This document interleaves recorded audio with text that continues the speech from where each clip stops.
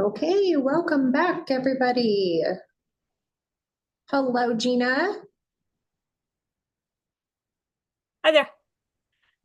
We will go ahead and let advisory committee members just trickle in a little bit, and we will start right at 11:25. All right, sounds good.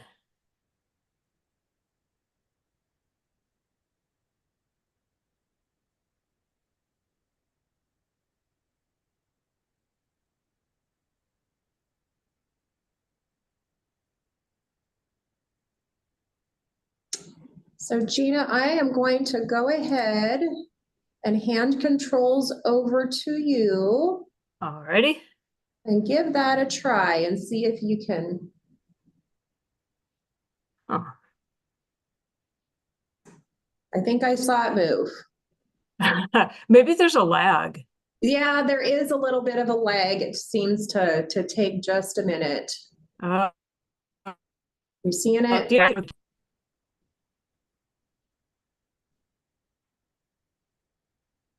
There we go. I can see your mouse on the screen. Oh, okay.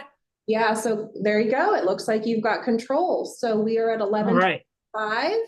and we are back with urban wildlife habitat grant category evaluations. Welcome back, everybody. And we are here with Gina King from Bainbridge Island Land Trust for the Little Manzanita for 2024 project presentation. And Gina, the floor is yours. Thank Great. you. Thank you very much. Glad to be here. I'm Gina King. I'm the Conservation Director with the Bainbridge Island Land Trust, and I'm here to talk to you all about Project 24-1978, Little Manzanita 4. This is an acquisition of 34 acres of high priority conservation lands on Bainbridge Island to complete a significant nexus of protected forest habitat, wetlands, stream, estuary, shoreline, and nearshore from Manzanita Park to Manzanita Bay. The Land Trust is a 35-year-old nonprofit organization accredited by the Land Trust Alliance, and the project area is outlined in white here, and our primary targets are in purple. Additional primary goals are to take advantage of a really rare opportunity to protect a 5-acre estuary property and shoreline property, and nearly 25-acre, so there's a little typo on the screen here, it's actually closer to 25-acre forested property that also lies along a stream there. This will also expand recreational access within the entire 170-acre contiguous protected area. The project cost is $3.1 million, and $1.6 million is our sponsor match, and the match comes primarily from the generous support of our community. The project lies in Kitsap County, central Puget Sound, in the usual and accustomed territory of the Suquamish tribe, and lies just south of their Port Madison Reservation, which is 6 miles west of Seattle. Bainbridge Island has a population of nearly 25,000, and it's entirely zoned as a city and as an urban growth area. The 4-county central Puget Sound area is growing rapidly and now has a population of 4.3 million people. With this growth has come the increased pressure of development on habitat and increased crowds in parks, making the pleasant 35-minute ferry ride from Seattle to Bainbridge more tempting to Seattle folks to enjoy our less crowded natural areas. In our 2024 public survey, our natural areas and landscapes are what the local residents listed as their favorite part of living on the island.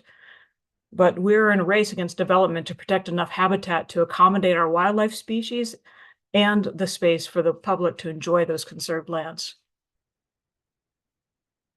Bainbridge Island is nearly 18,000 acres and has been directed to plan for the addition of about 70 new housing units per year until 2050. The green parcels on this map are lands already conserved by the Land Trust and other community partners, primarily through acquisition and conservation easements. The Land Trust has been responsible for helping to protect over 1,500 acres, of which over 1,100 are open to the public. The Little Manzanita project builds on this community conservation landscape. Moving into criterion 1, the satellite image shows how this regional growth translates into a dramatic conversion of habitats all around Puget Sound and loss of our forest. With the addition of fast ferry service to both Kingston and to Bremerton, we can expect development in those areas to further accelerate. The island provides significant forested habitat and is an important travel pathway for migratory birds. Here are the targeted properties in the landscape context. So gray shaded parcels here are those where we found some level of development having occurred. Green has some level of protection. And then orange are those properties that are still undeveloped and unprotected. The Manzanita Ridge property here was one of only 5 of these we found that were left that are greater than 20 acres in size on the island. We purchased this property with a waiver of retroactivity in late 2023. The green areas are owned by the Land Trust and the island's Park District. And you can see here how the primary targets complete that 170-acre kind of contiguous protected area all the way through here. Look at fish distributions across the project area. The system is used by coho, so that's the white here, going up and over. Also by cutthroat in red, and then chum use the lower part of the stream here. This is an important salmon stream for the island. Consistent fall salmon runs have been observed only in this stream and in Springbrook in recent years. The project protects over 1,000 feet of stream on these 2 parcels and 5 acres of hydrologically connected wetlands, helping to maintain healthy stream conditions for our aquatic species. Proper functioning of our wetlands and watersheds is also vitally important to Bainbridge Islanders who rely on our sole source aquifer for water. Here you can see some of our important shoreline resources. It's a little busy, but these horizontal lines show Chinook and rockfish critical habitat. WDFW priority habitats and species marine wetland is kind of all through here. And then we have herring spawning is the yellow dots through here, and smelt spawning here. And it's also city designated priority aquatic area in bright blue, which means aquatic area of sensitive and unique ecological value. And then the bright green shoreline means that's a natural shoreline in an area where most of the shoreline is impacted by docks and armoring.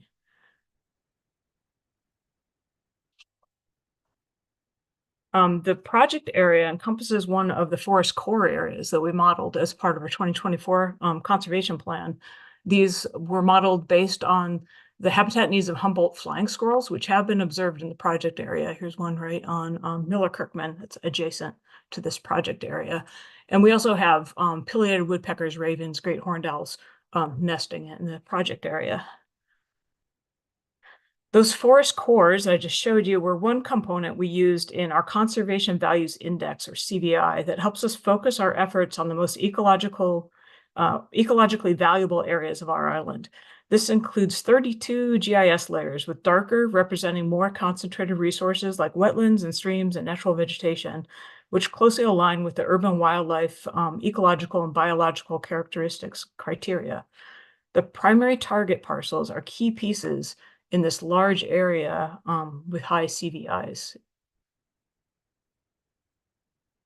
Such large areas with diverse habitats connecting inland to sound will be increasingly important as species respond to the stressors of warmer, droughtier conditions anticipated under climate change.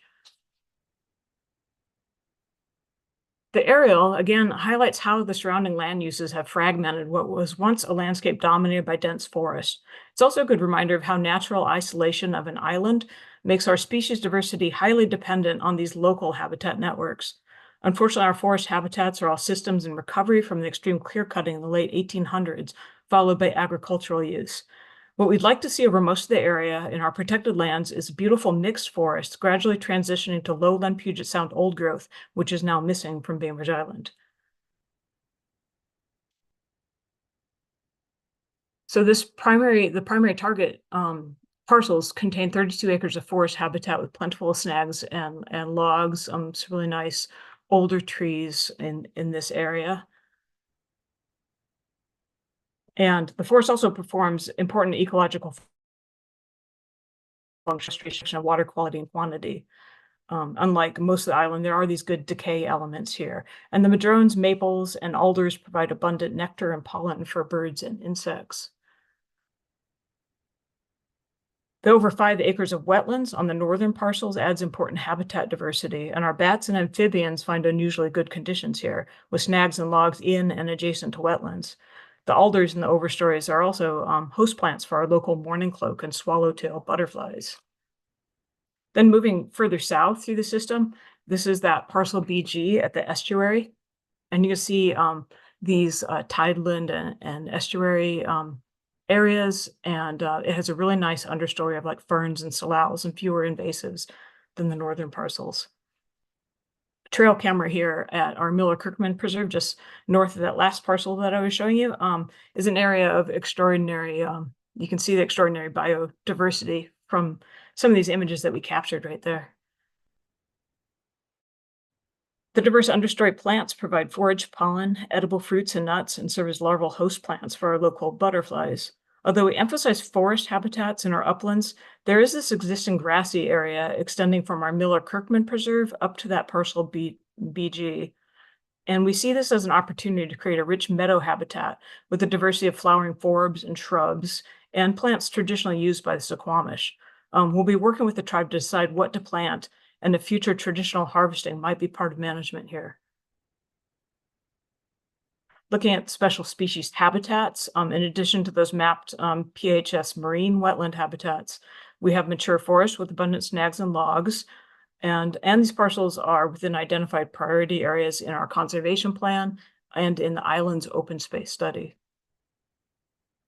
Of terrestrial species, special status species, we know that pileated woodpeckers, bald eagles, and band-tailed pigeons are present. Foxes, swifts, silver-haired, and hoary bats have been detected nearby and are probably present, and spotted skunks are also possibly present.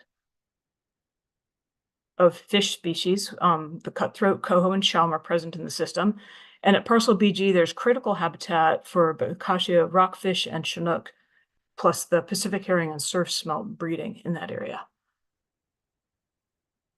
This project builds on previous community efforts. These include the city's acquisition of the 120-acre Manzanita Park in the 1980s, and the city's replacement of 2 culverts here and going to the main stem of Manzanita here to make these fully passable, as well as our purchase of the 10-acre North Fork Manzanita project in property in 2022. The Puget Sound Acquisition and Restoration Program awarded us 2 grants that resulted in the purchase of this Miller-Kirkman Preserve, and it would have resulted in purchase of parcel BG as well, but that owner refused to sell at anything close to fair market value at that time. That property is now in its second foreclosure, and the company, anticipating taking full ownership at expiration of the redemption period in September, is still interested in selling that property to us. Plans supporting this project include, again, our own conservation plan, which is really the island's most comprehensive conservation plan. And that helped us to recognize the high resource values and rarity of the opportunities here. The project also includes all of the top priority habitats identified in our 2024 public survey. Parcels here were identified as highest tier priority for protection in both the high and medium categories of the island's open space study. The Park District Plan identified a goal of adding 424 acres of protected natural areas to keep pace with population growth, so this would help them meet that goal. The Parks, Trails Vision Plan and City's non-motorized transportation plan identified desired trail routes between and Manzanita Ridge area, and we hope to help accomplish that goal as well. The area was identified by the Suquamish tribe as having moderate quality forest with high recent decline, and the project is consistent with the city's comp plan, particularly in protecting interconnected habitats. And there are also public benefits from watershed protection and control of stormwater runoff. There's also this study of Puget Sound stream basins where they had 1,200 benthic macroinvertebrate study sites, and they chose the Manzanita Basin as one of their 4 focal restoration sites due to factors including a biological integrity score that was far below biological potential and feasibility of improving these scores. The study identified basin-wide forest health as the most impactful stressor to the basin, followed by riparian and basin-wide urban development. This project implements the report recommendations to protect forests and allow them to mature, while our partners at the city on the record stormwater management improvements. To keep pace with development and take a proactive approach to protection, the Land Trust stepped up our fundraising efforts through our Stand for the Land campaign. It's a multi-year, multi-property campaign that we're now transitioning to a permanent initiative. And about 3,000 contributions have been received from over 1,800 households since we started that in 2017, plus county, state, and private grants. This map illustrates the diverse set of properties purchased to date under this initiative in this kind of bright pink color. And these include stream, shoreline, wetland, forested habitats. It's been a chance to engage the community in education and conversation about conservation, species reliant on these habitats, and climate change. The Urban Wildlife Grant, if we receive it, would allow us to continue pursuing the conservation opportunities within the grant area. The proposal is to acquire Manzanita Ridge and that BG parcel in fee, because a conservation easement was a chattel option for either of those. Partial M here would be a conservation easement. We intend to hold the purchased lands, but should the property be sold to the Park District, we would work to ensure that it's permanently protected to a high standard. Currently, there are some trails up here in Manzanita Park and a parking area up there, and you can access Little Manzanita Bay at high tide by paddling in from a road end here.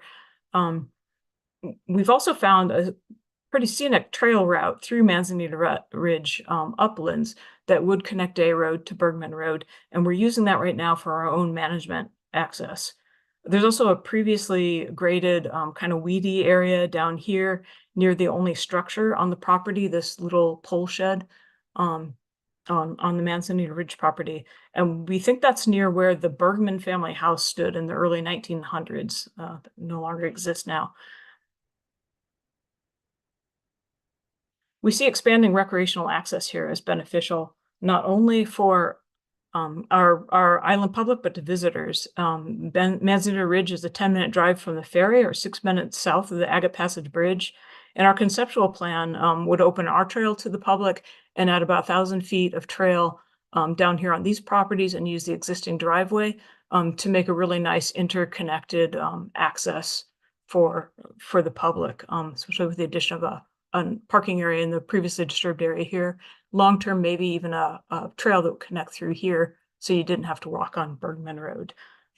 We anticipate implementation of those improvements over the next couple of years. The islands are traditional homelands of the Suquamish, who have lost access and connections to this land. Little Manzanita Bay was an important area with a wealth of natural resources that supported a summer village circled here. And like most of the island shorelines, that stretch right there has been intensively developed, but with the purchase of BG, we'll have contiguous area here that if the Suquamish wish to restore some cultural uses, that might be feasible. And the Suquamish are revitalizing their canoe culture, and the shoreline bench here at BG might be able to support occasional use as a landing site. We've also expanded our community education work and begun a project here on Miller Kirkman, where Western Washington University students are monitoring survival plantings, and we would be leading educational outings on these properties as well. Invasives are an impediment to meeting our long-term goal of healthy old-growth forest. Northern parcels in particular have really high infestations of ivy, blackberries, black locust, and working with the owners of parcel M to eliminate the knotweed that's currently choking the stream would be a really important goal on that property. But we develop management plans to guide our actions, and we would incorporate our robust integrated pest management plan into those plans to clear those invasives and plant native plants. We own and manage 260 acres and assist in managing about 760 acres. And we have a long track record of restoring these lands using our volunteer work parties, our friends of groups, Washington Conservation Crew, contractors, and our staff, which includes licensed herbicide applicators. We also set aside funds specifically for stewardship of our properties. We set aside 15% towards accomplishing all of those tasks. And we're in the phase now with Manzanita Ridge of completing a management plan. We do that within the first year and have begun that invasive removal.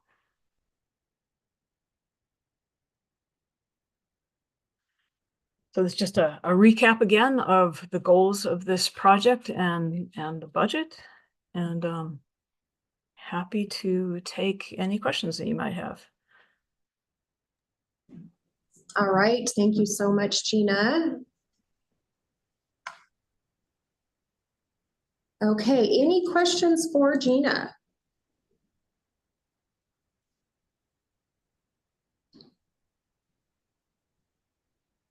Janet. Hi, Gina. Thank you for that. I thought your description of the ecological and biological characteristics was excellent. I have a question, not related. I'm curious about the traffic density along what looked to be Northeast Day Road, and you said that connecting the trails potentially maybe creating a parking area. I'm wondering, it doesn't look like the properties go quite to the road, so will you have the, I don't know, the opportunity or the agreement or easement or whatever to do those things in the future? You suggested that it might be soon, like in the next 2 years potentially, but will you be able to make it safe? Yeah. Let's see. I can't go back in the presentation, but yeah, so the traffic along Day Road, it's actually on both Day and Bergman, they're not really heavily used roads. Day Road is heavily used on the other side of the highway, but not so much on this stretch. But we probably would want to work with the city about some kind of a crosswalk to get across there. And there is a gate right here on our property. So you can, and this is a right of way owned by the city. So you can come in from that side now. So it'd just be a question of guaranteeing people's safety crossing the road here.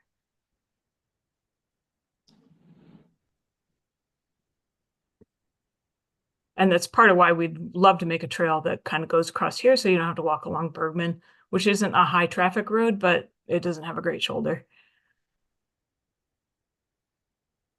Okay, any other questions for Gina?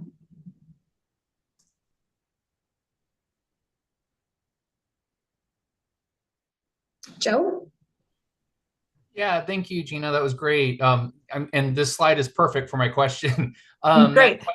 The photo on the right of the large manzanita, the way that it's growing suggests that that area may have been more open historically. And so I'm just curious, and apologies if you had mentioned this, if in addition to invasive species control, is restoration of certain habitats or ecosystems on your radar? Yeah, thanks for that. Bringing us back to this. This is a really interesting area. What's happening in here is, I think it was pretty open. That house was in the area somewhere around 1910, and there are a bunch of black locusts, which we think are suppressing a lot of that understory. So it's going to be an interesting challenge to figure out what kind of native habitats you can bring back. And we've talked about doing something that's like a oak savanna here, where it might be, a little bit drier than it used to be. And you've got all these issues with black locust having occupied the site for so long that we might want to push it towards a type that's native to the area, but not really found very much on the island, but should be very resilient to climate change. Great, thank you. Thank you, Joe. Any other questions for Gina?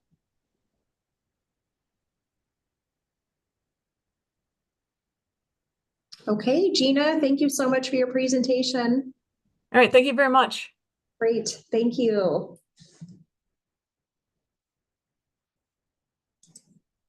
Okay, and next we have Great Peninsula Conservancy. We're about 5 minutes early, but I see Monica online. Hello, Monica. Hello. So we'll go ahead and start this presentation, and we will just go ahead and roll right into it. Sounds good. And yeah, let me hand over controls.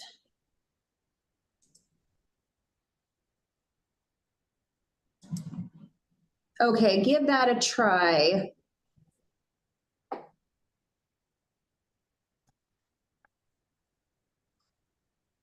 There we go.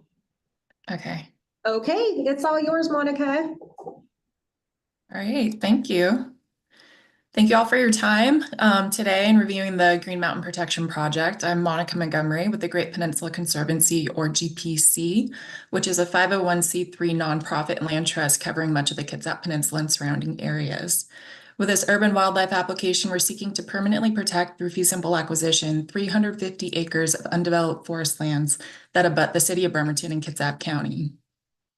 To orient you to this place, the project is located within the Central Puget Sound region here on the Kitsap Peninsula, across the Hood Canal with the Olympic Peninsula to the west, and across the Puget Sound with Seattle to the east. Here on the peninsula, the project site is nestled within 3 of our large population centers. To the east, the property abuts the city of Bremerton urban growth area and is located just 5 miles northeast from the ferry to Seattle. Just 2 miles north is the Silverdale urban growth area, and 3 miles south is the city of Port Orchard. Fee simple acquisition will protect the 350-acre forest project site from conversion and preserve the functional connectivity of habitats within a 70,000-acre forested landscape. As you'll see here, the project site is immediately surrounded on 3 sides by more than 15,000 acres of protected forest lands, including the Kita Legacy Foundation's Rhododendron Preserve to its north, the Green Mountain State Forest to the west, and the city of Bremerton Union River watershed to the south, with another forested property directly south under the same ownership. Noted here is the future Green Mountain Community Forest in the hashed yellow that GPC is also seeking to protect through other state and federal grants. These forest lands are further connected to the Tahuya River Legacy Forest and State Forests complex, as well as other private timberlands, forming a contiguous 70,000-acre forested landscape. Additionally, our goals in acquiring this property are to manage for old growth forest and to protect critical wetland complexes, meandering creeks, and riparian habitat that support salmon, including ESA-listed steelhead. In addition to its numerous benefits to wildlife, this turnkey project also offers benefits to the Kitsap Peninsula's growing population with an already established trail system providing outdoor recreation opportunities close to home. On a parcel scale, GPC will be acquiring a total of 17 parcels plus portions of 5 parcels amounting to 350 acres that will be protected from development. And to bring you on site, here's a look at the project site map highlighting more of the land's features. The project site is accessed from a public road at its northeast edge. Here, there's an existing unpaved parking lot for visitors to park and access an already established non-motorized trail system that leads into the property. The trail leads through the forest following the path of Dickerson Creek, which you can see with the blue line here, however, keeps a buffer maintained from it. And it leads to Dickerson Falls, noted here at point A. This is perhaps the most popular hike in this area, with most visitors hiking to the falls and then back. And one thing I want to note near the falls is there's really important salmon habitat here. There's this canyon that's right below the falls that has the coolest water temperatures and best rearing habitat conditions for juvenile coho in the summers. The Suquamish tribe has been monitoring the watershed and salmon returns here and have shared their observations of very high concentrations of coho in this area particularly. Surrounding the waterfall are 100-plus-year-old trees and beautiful cedars that connect to the old growth forest of the Rhododendron Preserve here that marked by B that lines the northern portion of the property, and it extends into the property with the small 33-acre conservation easement that protects riparian habitat. The preserve holds one of the largest remaining examples of lowland virgin forest in the Puget Sound Basin, with rare old growth Douglas fir, western red cedar, and western hemlock at its center. With our acquisition of the project site, attributes of the preserve's old growth forest will be buffered and expanded upon.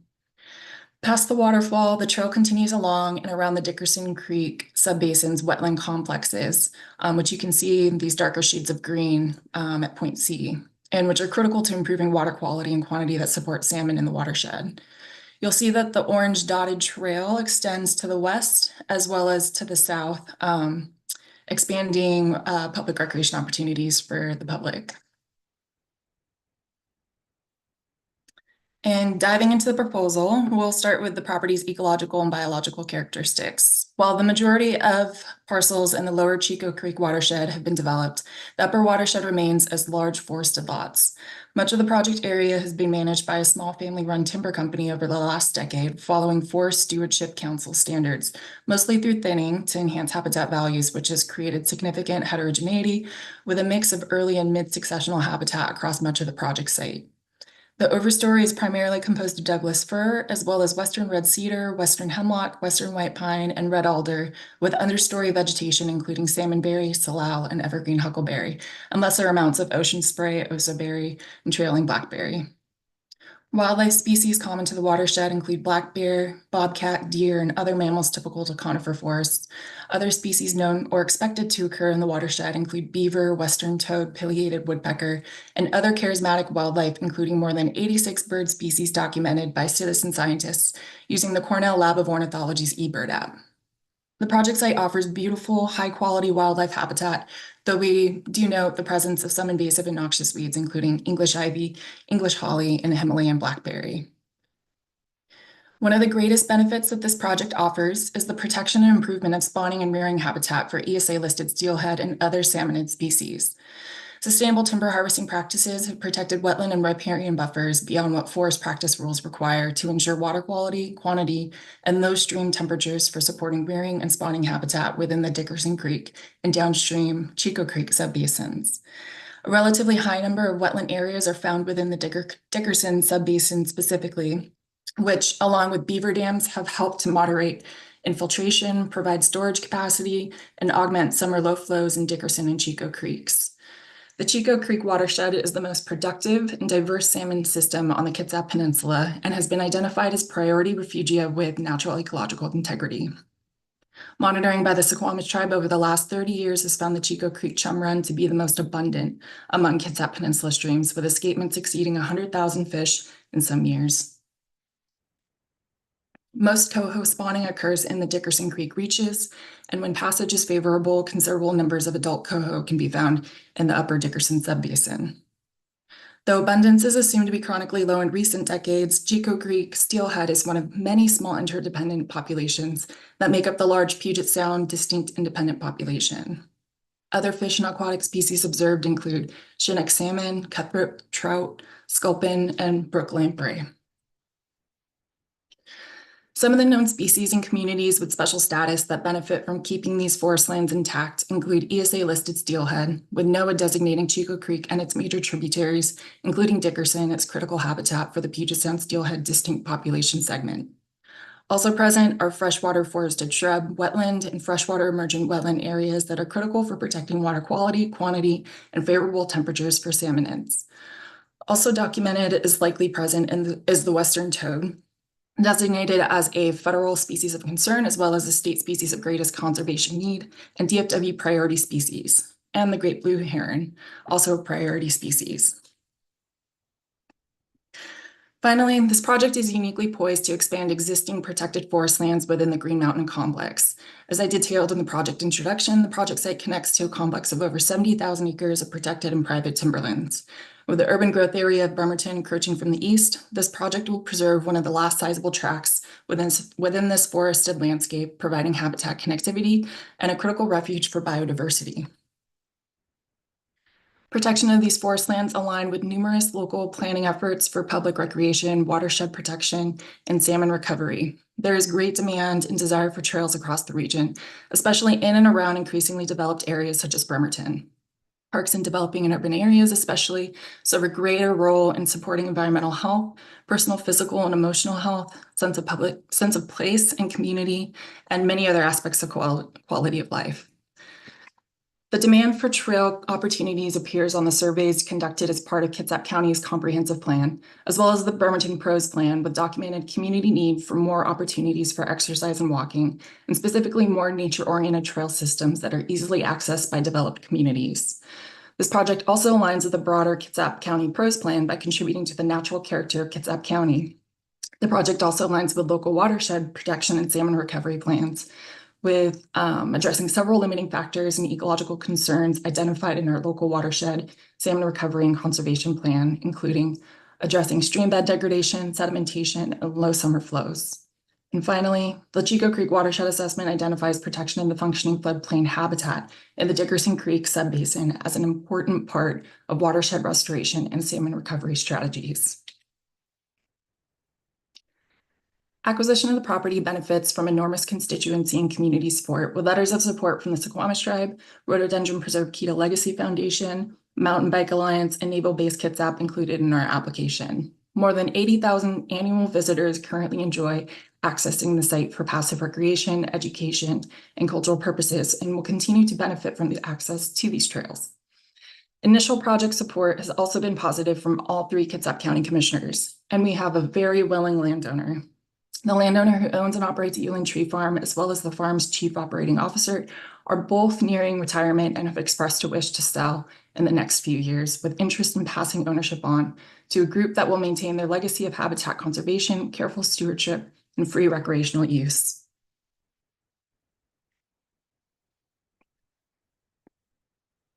While the land targeted for conservation includes a small 33-acre conservation easement near Dickerson Falls, the rest remains at high risk of conversion, falling within rural wooded and forest resource land zoning classifications within a region experiencing rapid population growth and urban development.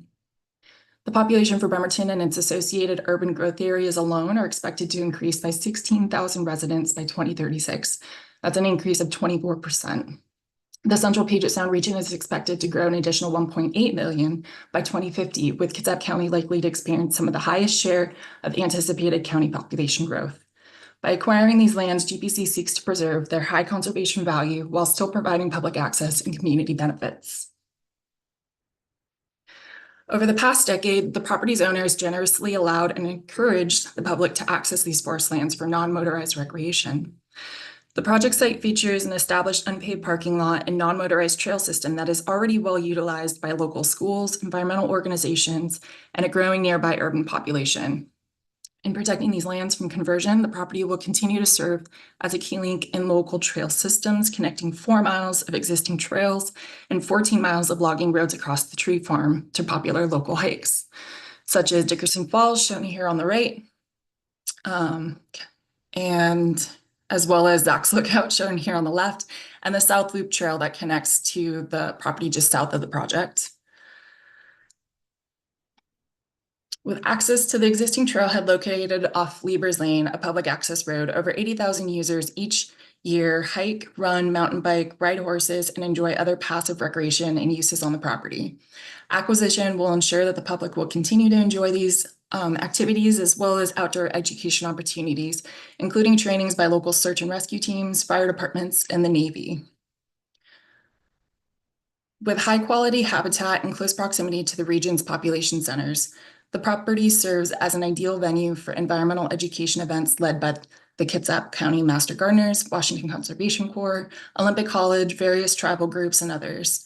GPC also looks forward to hosting its own outdoor education events here to empower the next generation of conservationists through GPC's Land Labs programs.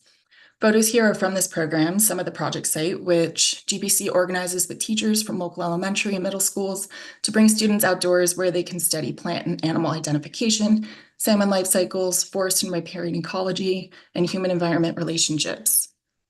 With the project site located within a 3-minute drive from GPC's office, we're especially thrilled about this project and feel that with its diverse and important habitat features, it can serve as a flagship wildlife and education site. Also important to note, the project site offers cultural opportunities as it holds great cultural significance to the Suquamish tribe, who have stewarded the area since time immemorial and who continue to monitor salmon returns to the Chico Creek watershed. By protecting riparian habitat and forested buffers, the project will further advance the tribe's salmon recovery goals in this critical stretch of the Chico Creek system, with added benefits to water quality and shellfish beds for harvest downstream. Tribal members will also continue to enjoy forest access for traditional plants and medicinal harvest. The target property currently contains healthy habitat function and complexity and will require minimal restoration effort. To maintain the high-quality habitat, GPC will continue to control invasive and noxious weeds, monitor forest health, implement thinning practices as needed, and follow the best available science for mitigating the effects of climate change. By maintaining 400-foot riparian buffers and protecting the existing mature forest and increasing standage, GPC will help to keep stream temperatures low enough to support juvenile salmonids and promote the infiltration of precipitation that is critical for maintaining stream-based flows during the drier summer months. We will also conduct trail maintenance as needed to ensure continued public access and enjoyment of the property. Here are some photos of GPC staff, interns, and volunteers doing such. There's an initial cost breakdown for acquiring the property, which we estimate will total close to $6 million, of which we're requesting just shy of $3 million with 50% match.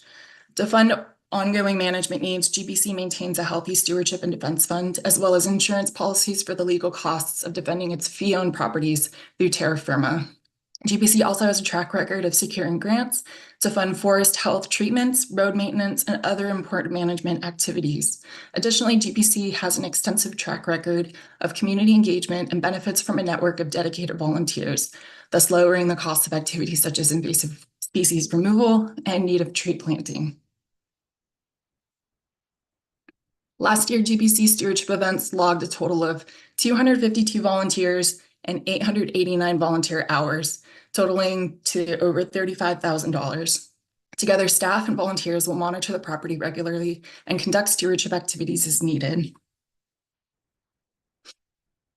Great Peninsula Conservancy is highly experienced and capable of managing the property in perpetuity. GPC formed in 2000 as the product of a merger of 4 all-volunteer land trusts, the earliest of which was formed in 1980. We have a long history of acquiring and managing forest and salmon habitat properties, with over 11,000 acres preserved across Kitsap, Mason, and Pierce counties, providing valuable insight and experience of balancing stewardship priorities and public access. GPC's stewardship team, with the help of volunteers, will monitor and steward GPC properties in accordance with the standards and best practices of the National Land Trust Alliance, through which GPC has been accredited since 2015.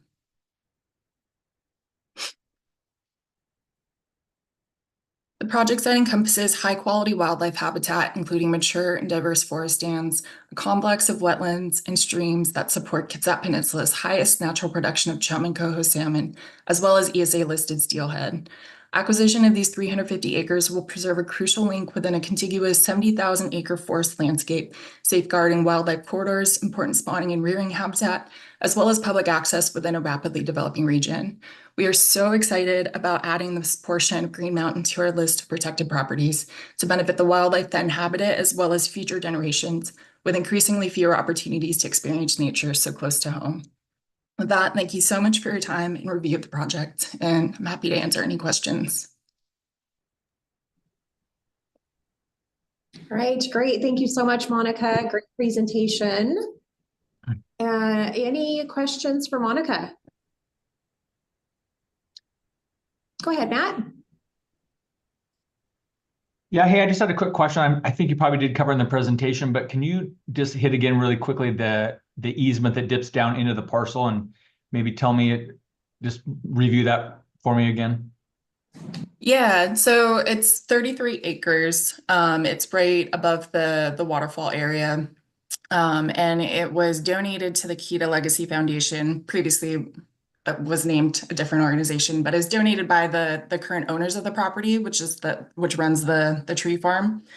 I think it was originally 100 some acres, but that organization has since purchased those additional parcels. And so there is an easement there. I'm not entirely sure how that will look with us as owners. I think we'll partner well together to ensure that that remains protected. I think upon initial review of that easement, it does still appear to allow subdivision and does not eliminate development rights. So it's still at risk of that without our purchase of the property. Does that help? Okay, thank you. Okay, thank you, Matt. We'll go ahead and go with Lincoln and then Pat. Hi, Monica. Great presentation. Thanks so much. My question is about use of the property, because it seems like there's a considerable amount of public access and use already, and whether there have been any issues with that. It seems like the ecological condition of the property is good.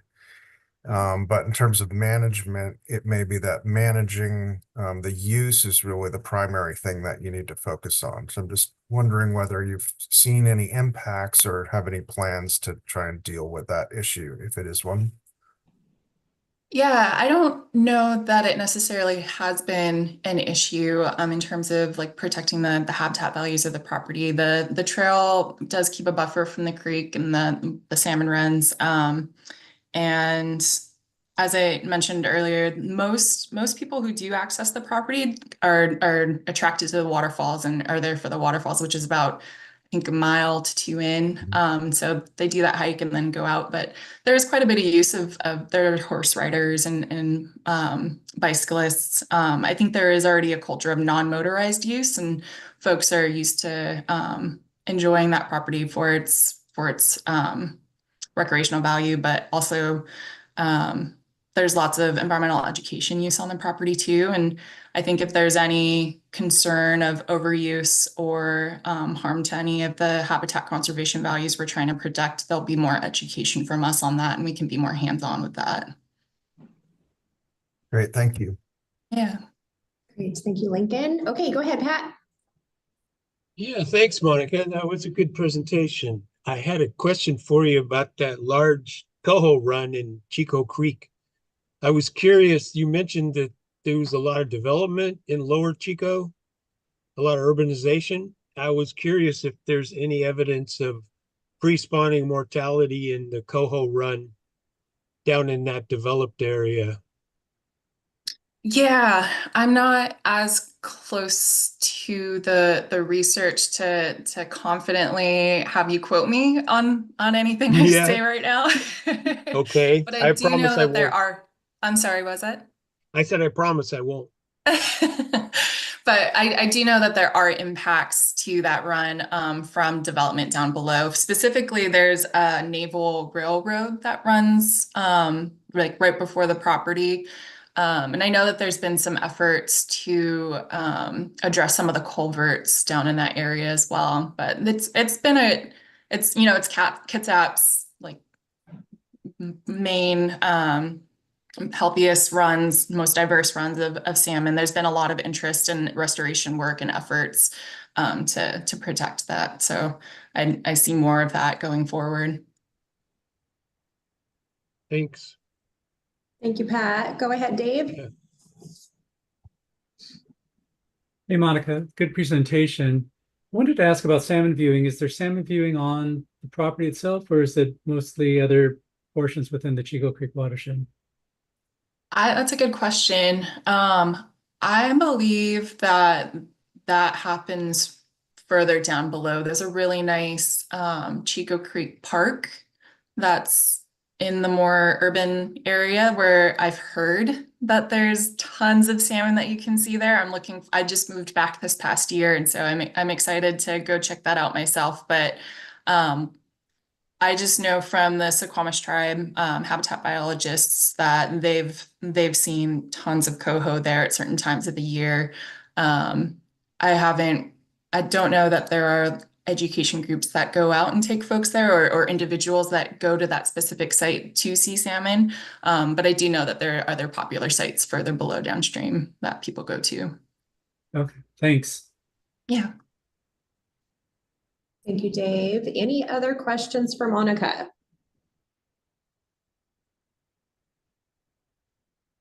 We have time.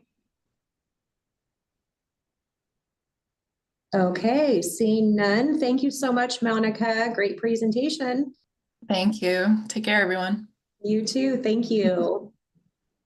Okay, and that brings us to the lunch hour, and we are running a little bit early, but we are still going to go ahead and just stay on schedule with the next presentation for State Parks as Riverside State Park Glen Tana Acquisition B proposal, which starts at 1:25. So I will make sure that I'm on a couple minutes before that to make sure we are ready to roll. Otherwise, I hope everybody has a wonderful lunch break. And we'll see you back here in time for the 125 presentation.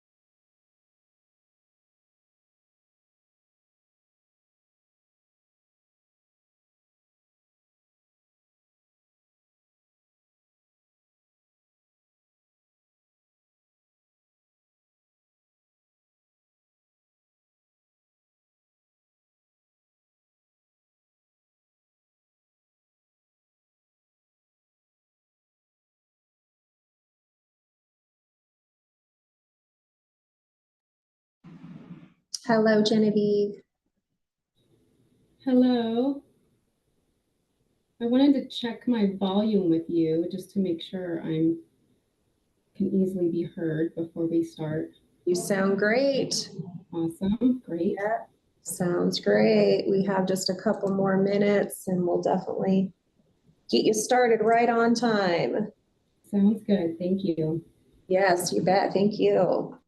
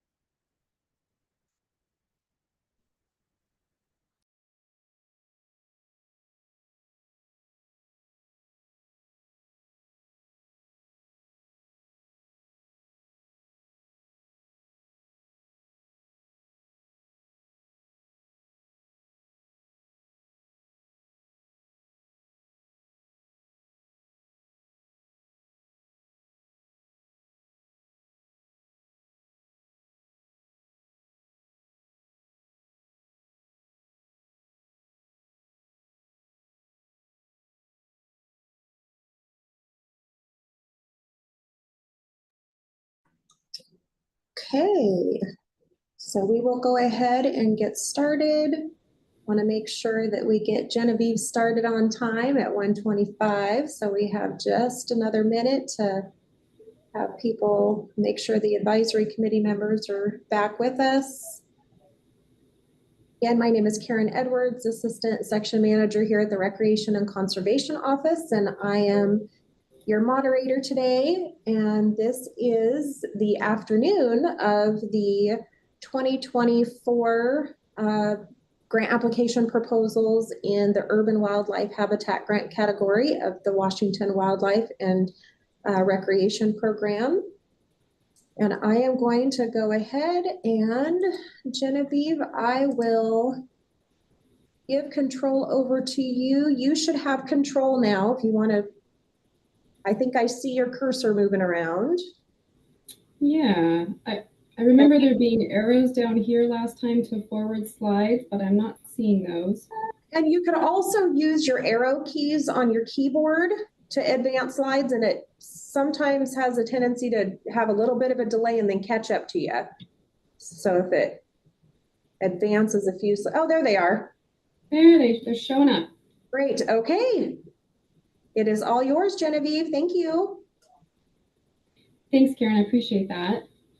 Good afternoon, committee members. My name is Jen Dial. I'm a parks planner with Washington State Parks, and I will be presenting today on an exciting acquisition project to expand Riverside State Park with an adjacent one-of-a-kind property known locally as Glentana.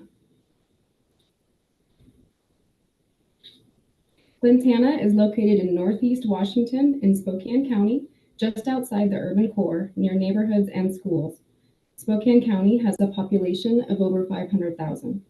The property is situated along the eastern edge of Riverside State Park, which is shown in bright yellow on the map here. Riverside State Park is over 12,000 acres, and Glentana makes up nearly 1,000 more. Riverside receives over 1 million visitors a year. This map offers a closer view of both Riverside State Park and the project site, Glentana.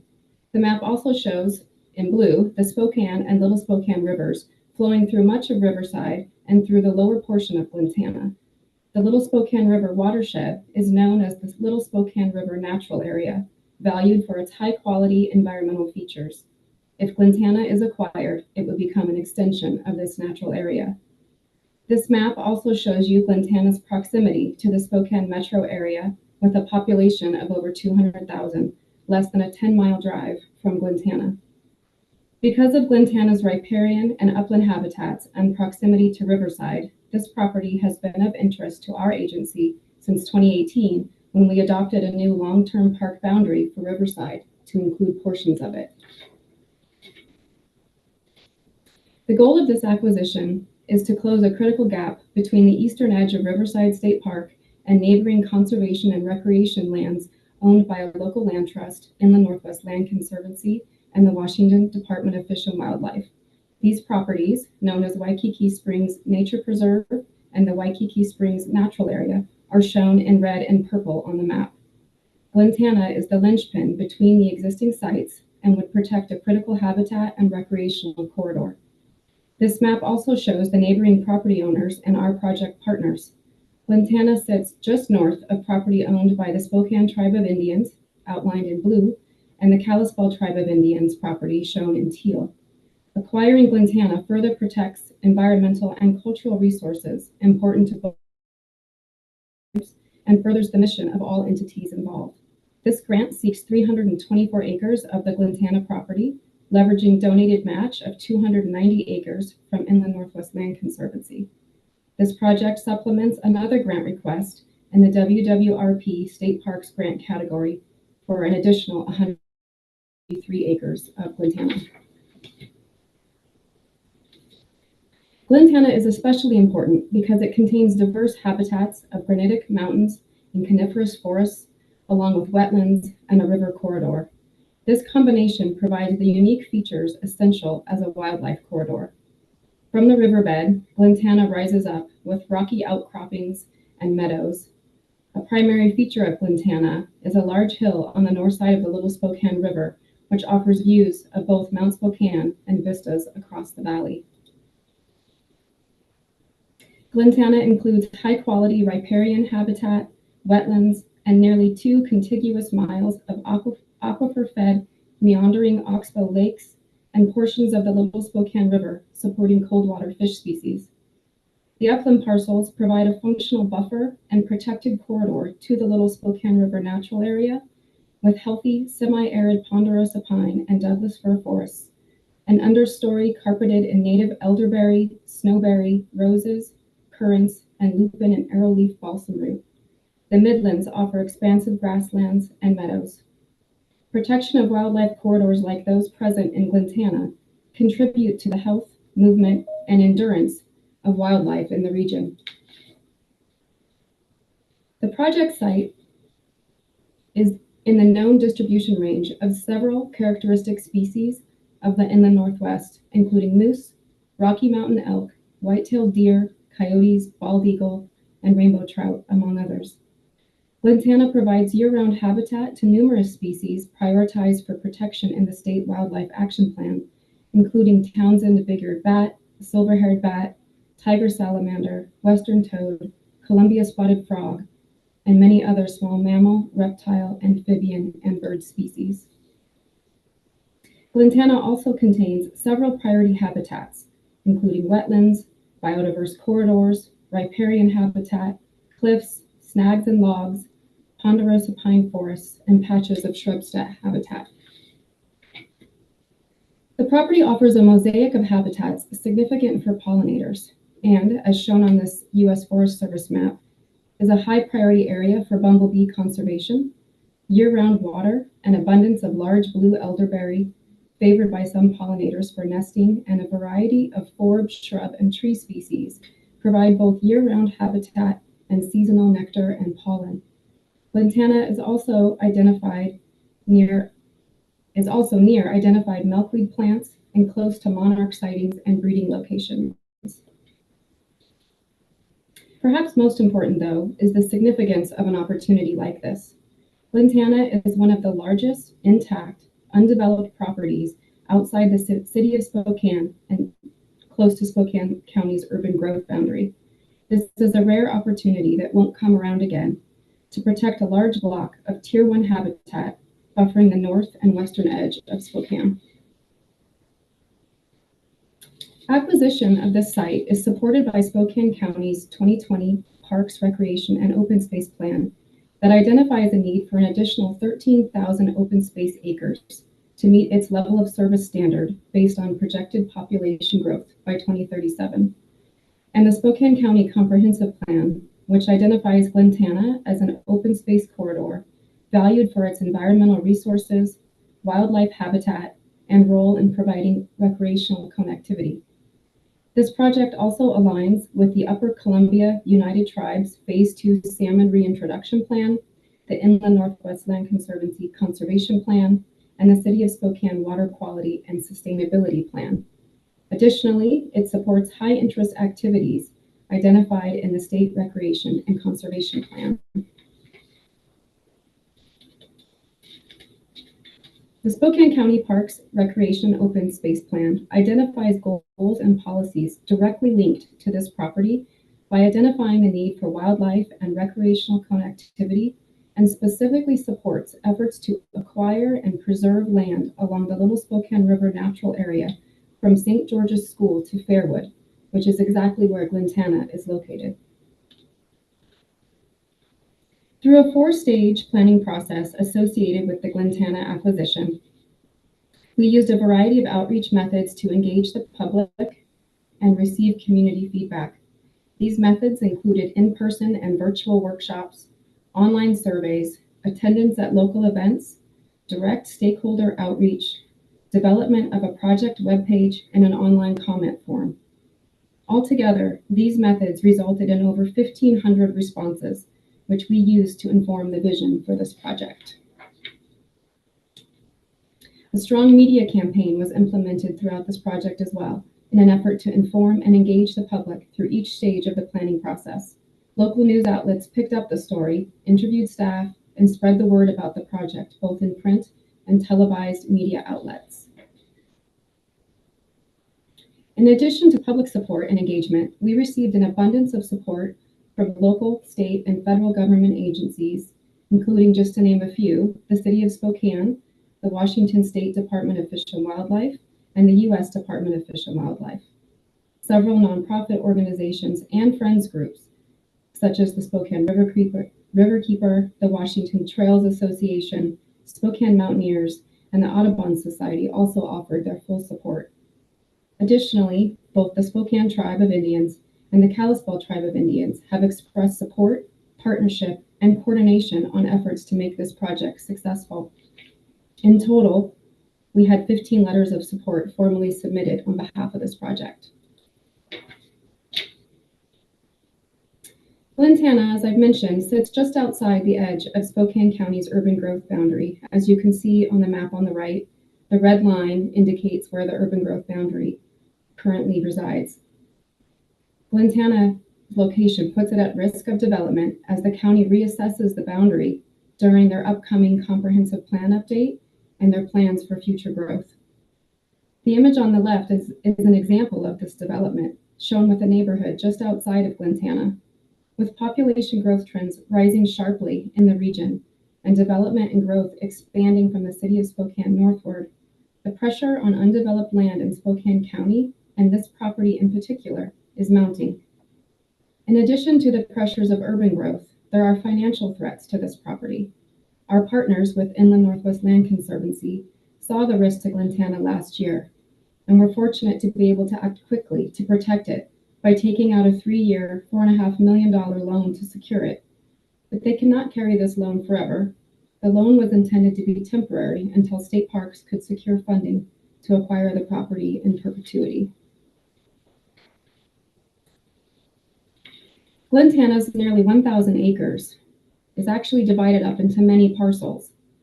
Because of its size, we developed an acquisition strategy to acquire it in 2 parts.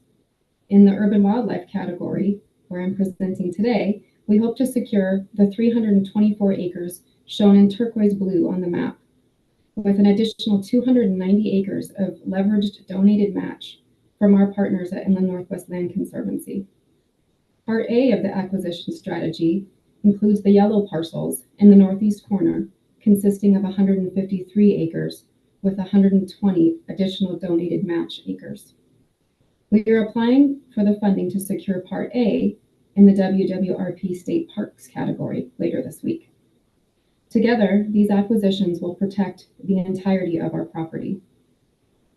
Our partners at the Inland Northwest Land Conservancy have been working with our agency and our commission to ensure the success of this acquisition. They are ready to sell with no known encumbrances. a conservation easement isn't sufficient to achieve the project purpose because the community's conservation efforts include public access, which cannot be accomplished through a conservation easement alone. This project is fully ready to move forward. The protection of this property adds a critical link of Tier 1 habitat to a larger 15,000-acre protected recreation and wildlife corridor that buffers the north and western border of Spokane.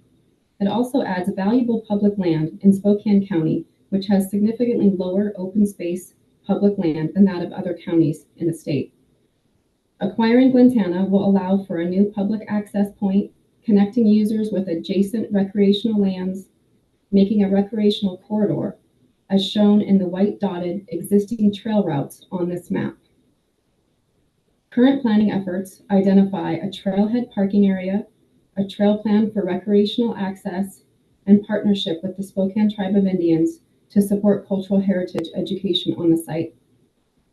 Securing this property creates a seamless connection between adjacent public lands, providing a more integrated experience as part of the larger Little Spokane Natural Area and River State Park. Glentana's diverse topography, wildlife, vegetation, and aquifer water recharge make it an ideal site for environmental education. Additionally, this site offers the unique opportunity for cultural education about the Spokane Tribe of Indians' ancestral lands and native salmon reintroduction efforts.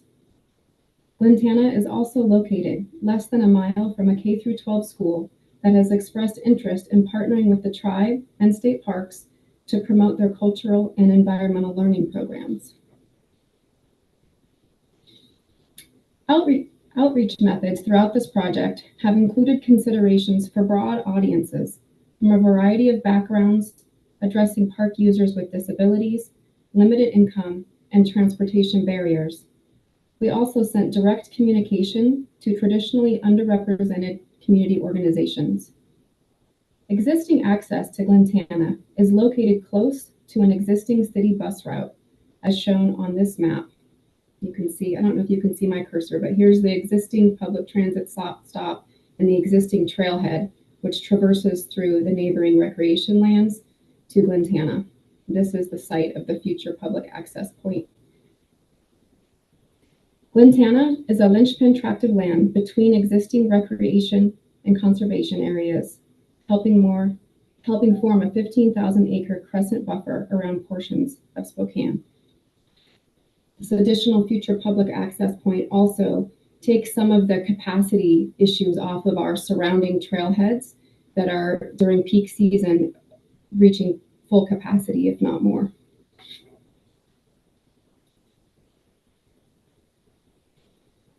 Glentana will be managed and stewarded as an extension of Riverside, drawing on best available science and best management practices used throughout our state park system.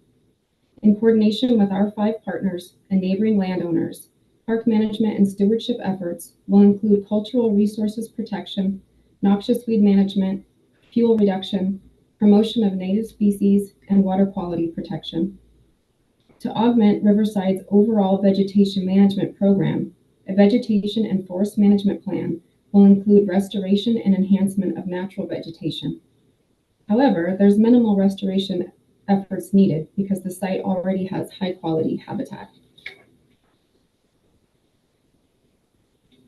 State Parks manages over 120 parks across the state with a diverse set of needs, landscapes, geological, cultural, and historical elements. Riverside's experienced staff will manage the site as part of the overall Riverside State Park system. Funding for all operations will be provided through our agency. Support from friends groups and local environmental and recreational organizations will support park efforts for trail development, trail maintenance, and restoration work.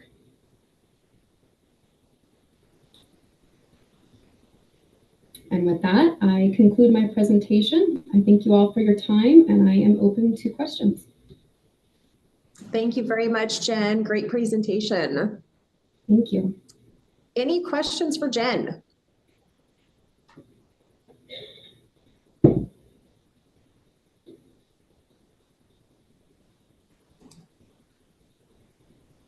Pretty quiet out there. Lincoln, did you have anything? Yes, I do, actually. I guess this is a complex acquisition involving a lot of different pieces and a lot of different categories.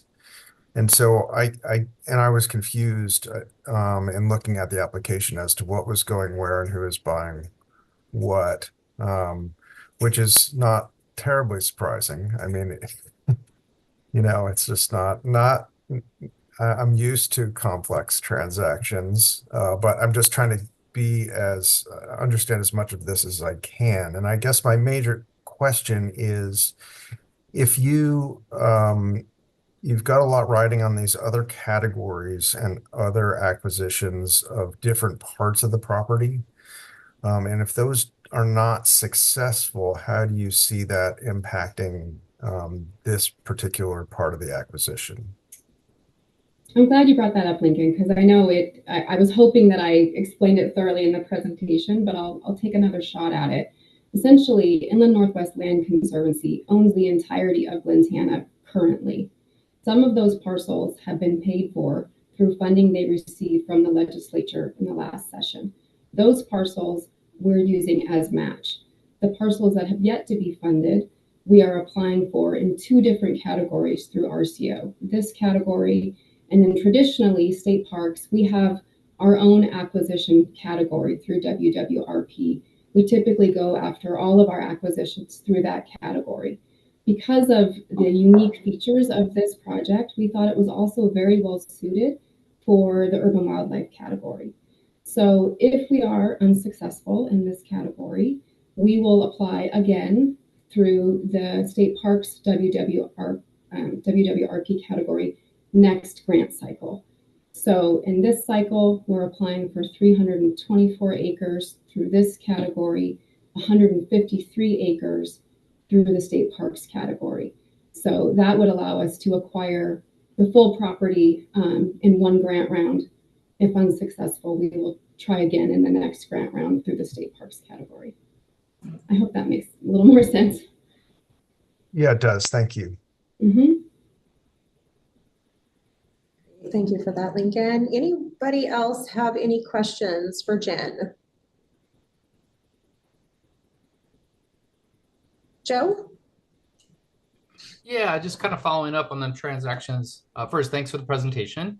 Seems like a great site. In terms of the Inland Northwest Land Conservancy property, sounds like they own most or all of them on the Glen.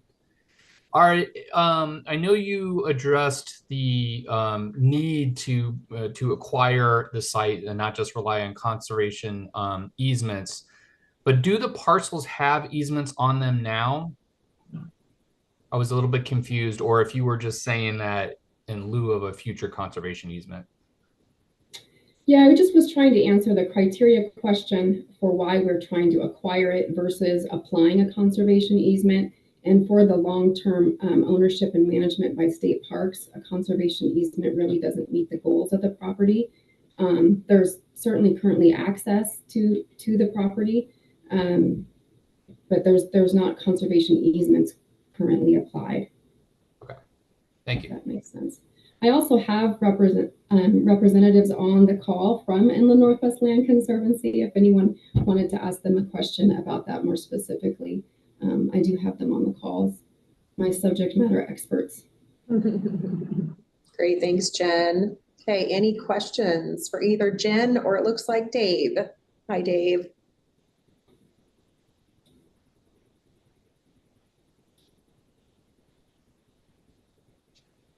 Okay, seeing no other questions.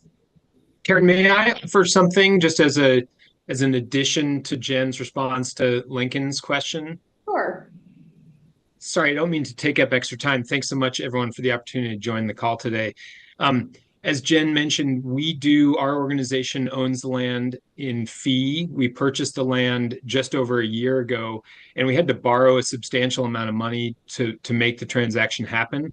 So should grant funding not be secured, it extends the period of time over which we have to service the debt on our land and also increases the risk of our ability to own the land in perpetuity. So we certainly are prepared, if necessary, to go around for a second round of funding. But it would ease the burden on our organization immensely if we could pay it off sooner than later. Great, thank you for that clarification, Dave. Go ahead, Dave Hayes. Hey, Jen, thanks for the presentation. Your species special status list has a number of species that you have an asterisk with them that's saying that they're, can you explain a little bit about that, that they're, you're not certain that they're there or suspect that they're there, but they're not certain?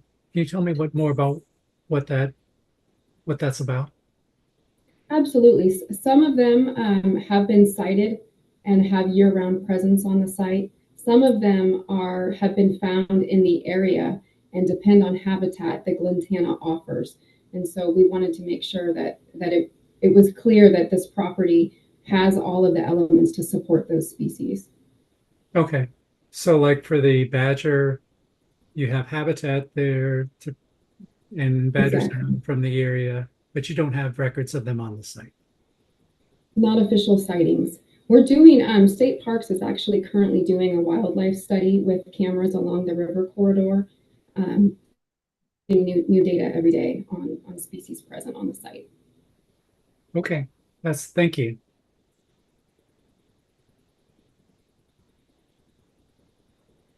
Thank you, Dave. May I just go mute real quick to add, this is breaking news. On Friday, one of our volunteer land stewards actually found an active bear den that's being opened in preparation for the coming fall. So that was a species not even on your list, I don't think. But anyway, great news there, and we'll be putting a game cam up to try to capture that critter.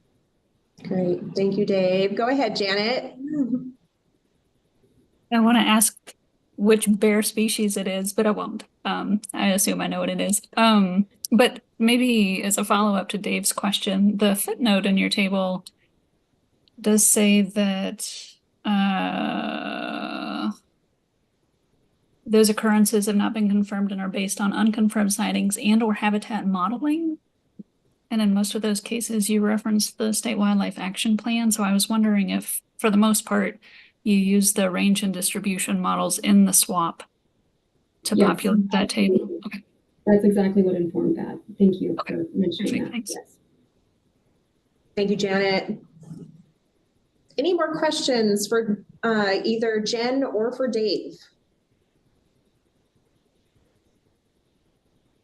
Okay.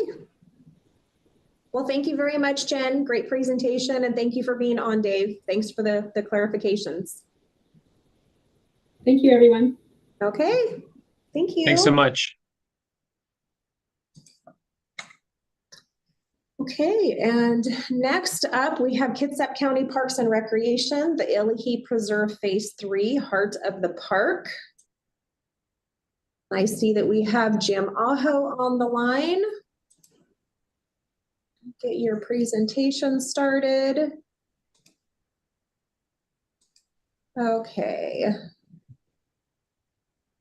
Well, actually, I'm hoping that Alex Wisnes. Oh, Alex is there. I'm here.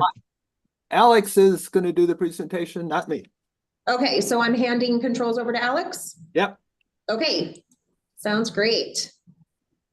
Okay, Alex, go ahead and move your cursor around on your screen, maybe double click. There we go. I can see your cursor, and then the lower left corner, if you hover over it, it should the bottom left, even further to the corner. And usually there's a way to advance the slides there. It will eventually pop up. There you go. Or you can use your keys on your keyboard. Well, hang on, just let me. Keys on my keyboard are not working, but looks like my scroll on my mouse is. So we will make that work. Okay, that sounds great. Okay, it's all yours, Alex. Fantastic. Well, good afternoon. My name is Alex Wisniewski. I am the Parks Director for Kitsap County. We are applying for this grant to help complete Phase 3 of land acquisitions for Illahee Preserve Heritage Park. The desired parcels in this grant request are for completing our goal of protecting wildlife habitat and preserving an amazing and unique ecosystem in the most densely populated area in Kitsap County.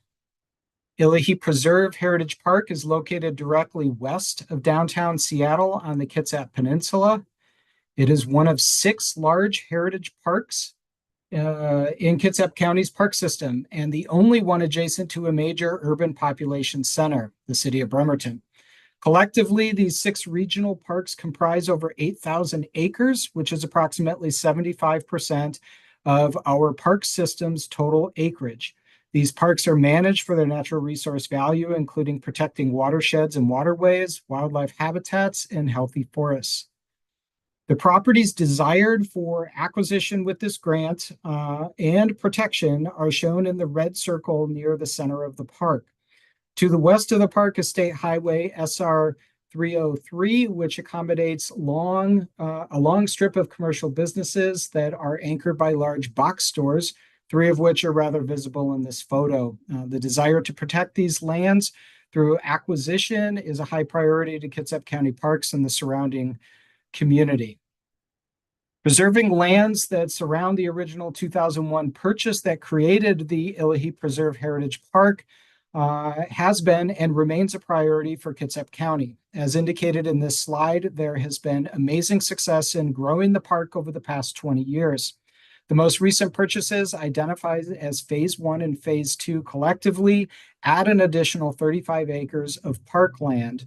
Though finalizing those Phase 1 and Phase 2 are still in process, but they are in the works.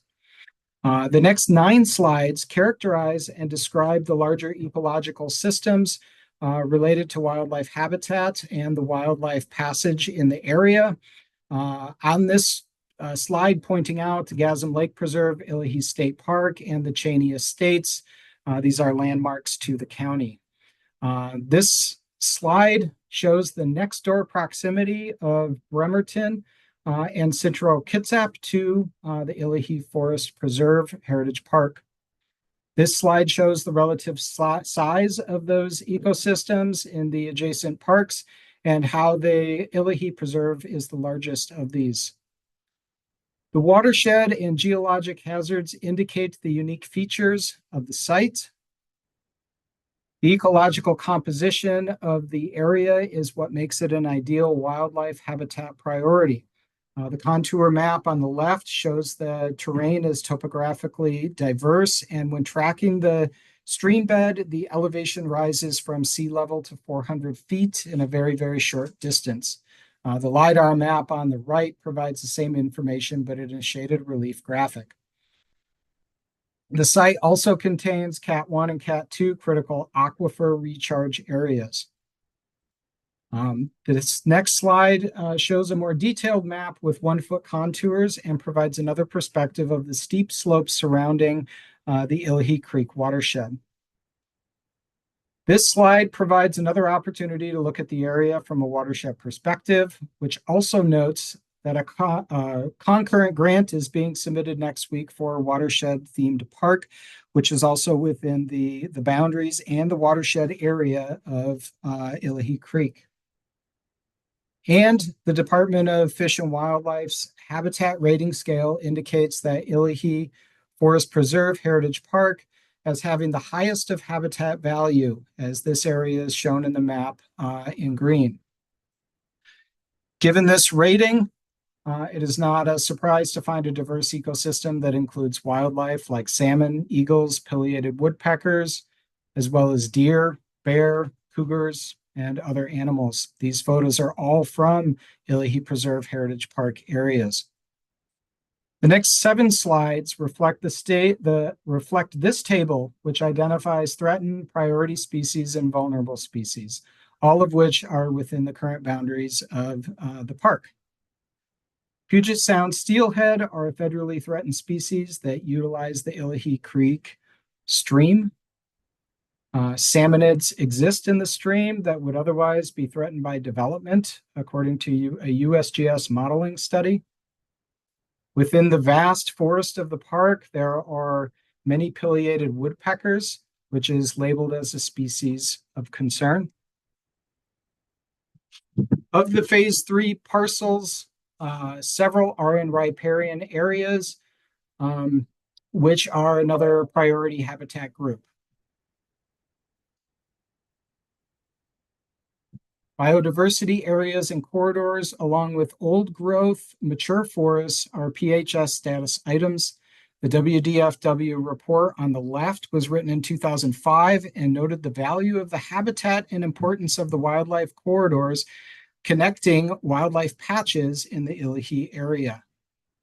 This last slide of this category shows that lowland forest areas in this region of the state have a vulnerable status. With regards to pollinators, all the properties provide, there we go. All the properties provide prime native wildlife habitat if they are acquired and therefore placed into protection. As previously mentioned, this project has the support of Kitsap County, as Illahee Preserve Heritage Park is one of 6 regional parks, which are the foundation of the county's park system. Additionally, the need for continued protection of natural lands is called out in the county's Parks, Recreation, and Open Space Plan, or the PROS Plan. And as part of this public engagement from the PROS Plan, the public has shown that its highest priorities are for trails, natural open spaces, conservation, and land acquisition, all of which are in line with this project. And not only did the public show their desire in the questionnaire from the PROS Plan, but they also responded with their financial support when properties are being threatened with development. In total, the Illahee community and the greater Kitsap community has contributed over $600,000 over the course of the past 20 years to expand the park and protect its forest lands, wildlife habitat, and natural resources. Additionally, the preserve has been fortunate to have a local Rotary Club and a Lions Club supported, as well as the volunteer efforts of the Illahee Forest Preserve, a nonprofit organization dedicated to the preservation of this park. Development has been the major threat in the area, and this targeted acquisition began as a homestead site over 135 years ago, before Washington became a state in 1889. The 13 parcel site is contrary to the vision of the preserve as a forested central park and wildlife preserve. And with its purchase and restoration, the preserve acquisitions will be essentially complete. The level of protection is focused on fee title acquisitions, so the properties can become part of the park. Life estate purchases have been worked in the past for property owners not wanting to change the status quo and will be considered for these properties as well. The preserve is a major success story with 5 to 6 miles of active trails that provide visitors the ultimate forest and trail experience. It is used all day long by members of groups and individuals of the community. One of the highlights is that education facilities use the trails and forests regularly, from environmental classes by Olympic College to local grade school classes. A native plant demonstration garden was planted at the center of the main parking area with interpretive signs promoting rain gardens. Additionally, residents are assisting the county with benthic monitoring and testing along Illahee Creek to track its health and conditions. The documentary film Saving Puget Sound One Watershed at a Time is an educational film that was developed locally and distributed to area schools to promote the benefits and needs for watershed protection. It is focused on the watershed in Illahee Preserve and scheduled to be updated in the 2024-25 timeframe. Due to its proximity to the city of Bremerton and adjacent unincorporated population centers, it is visited regularly by local schools that serve underprivileged communities. Additionally, the area adjacent to the preserve on 2 slides is an underserved area where the grant match requirements have been reduced to 10%. We are considering a petition to the RCO that the reduced match be allowed for Illahee Preserve at this particular instance. There are multiple benefits from most every aspect of the preserve, from trails, water features, riparian, and a wildlife preserve. One of the reasons for the successes of the growth of the park over the years, as well as its over the years of Illahee Preserve Heritage Park, as well as its robust volunteer-led stewardship group, helping with park maintenance and management, is because of its dedicated stewardship plan. The major restoration of the Phase 3 acquisitions is to bring the site back to its natural state of a diverse forest. The next 3 slides note the organizational capacity needed to support the purchases. Of particular importance to the success of past purchases has been the dedicated support to the park by the nonprofit Illahee Forest Preserve, which has a strong relationship and long-term partnership with Kitsap County Parks. They, along with the local Rotary Club, have contributed much to this park's success, both financially as well as with volunteer labor to maintain the trails and natural environment within the forest. For example, the Rotary Club not only installed this new sign, but they also funded it. Volunteer work parties included large groups like those shown that help contribute to a well-maintained trail system. And these work parties occur regularly. Work parties are led by the stewardship group and include community members and groups such as the Washington Youth Academy and volunteers from Navy ships like the aircraft carrier Theodore Roosevelt. Without their support, Kitsap County Parks would be challenged to maintain the preserve in the condition and to the standards it is in today. This slide reflects the proximity of Illahee Preserve. There we go. Reflects the proximity of Illahee Preserve to the surrounding population and continued growth of the community. This is the most densely populated area in Kitsap County. In summary, and very simply put, we have just a few more important sites to acquire to complete the acquisition surrounding Illahee Preserve Heritage Park. Thank you very much for your time, and happy to entertain questions at this time. And would very much like to invite Jim Aho, who is from Illahee Preserve, the nonprofit who helps partner with Kitsap County Parks, as our expert in the area to answer questions as well. Great. Thank you very much, Alex. Hello, Jim. Good to see you. Good to see you. Yes. Welcome. Okay. Any questions for either Alex or Jim? Go ahead, Dave. So the parcels to be acquired, I don't know if you have any photos of the parcels to be acquired, but they're basically an area of homes, that manufactured homes, that you're going to acquire those, remove those, and then essentially restore the habitat. Is that correct? That's correct. Okay. Yeah, the site of with the 13 parcels there is really kind of an in-holding within near the middle of the park. And so there's been a long-term desire to acquire these and return them back to the natural state to help complete kind of the restoration and maintain the preservation of the park itself, highly focused on preservation of the Illahee Creek watershed. So you're committed to, removing all the mobile homes and then replanting the appropriate vegetation there. Yes, that's the end goal. It will take, many years. This certainly won't happen overnight, but we would look, if we were successful in the acquisition, look to incorporate this into our capital improvement plan for the removal of the facilities and the restoration of the site. All right. Okay, thanks. Great clarification. Thank you, Dave. Any other questions for Alex or Jim?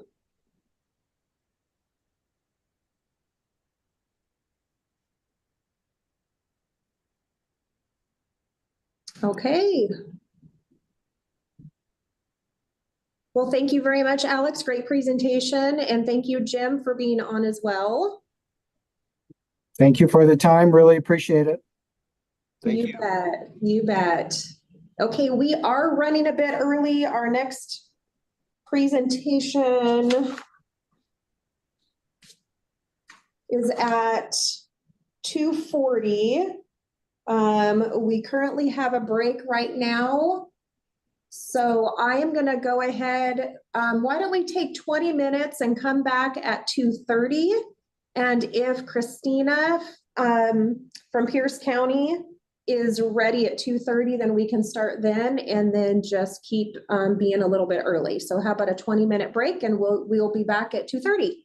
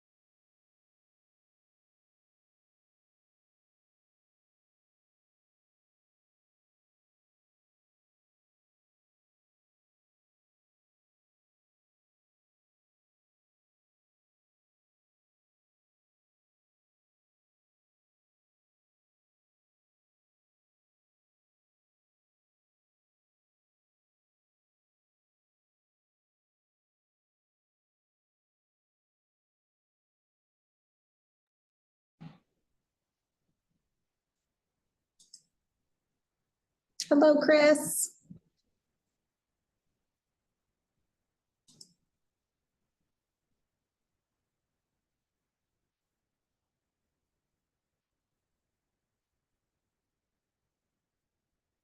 Okay, we are back. We are running a little bit early, about 10 minutes early. But I do see that we have our next presenter with us, Chris from Pierce County.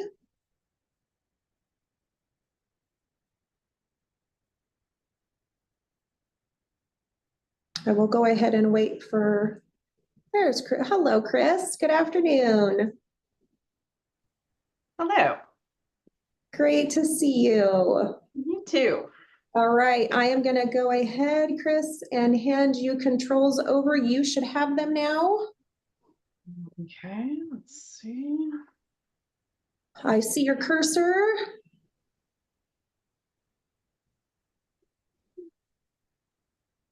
All right, and you can advance. So, okay, it's all yours, Chris. All right, I just need to make sure that I saw there he is.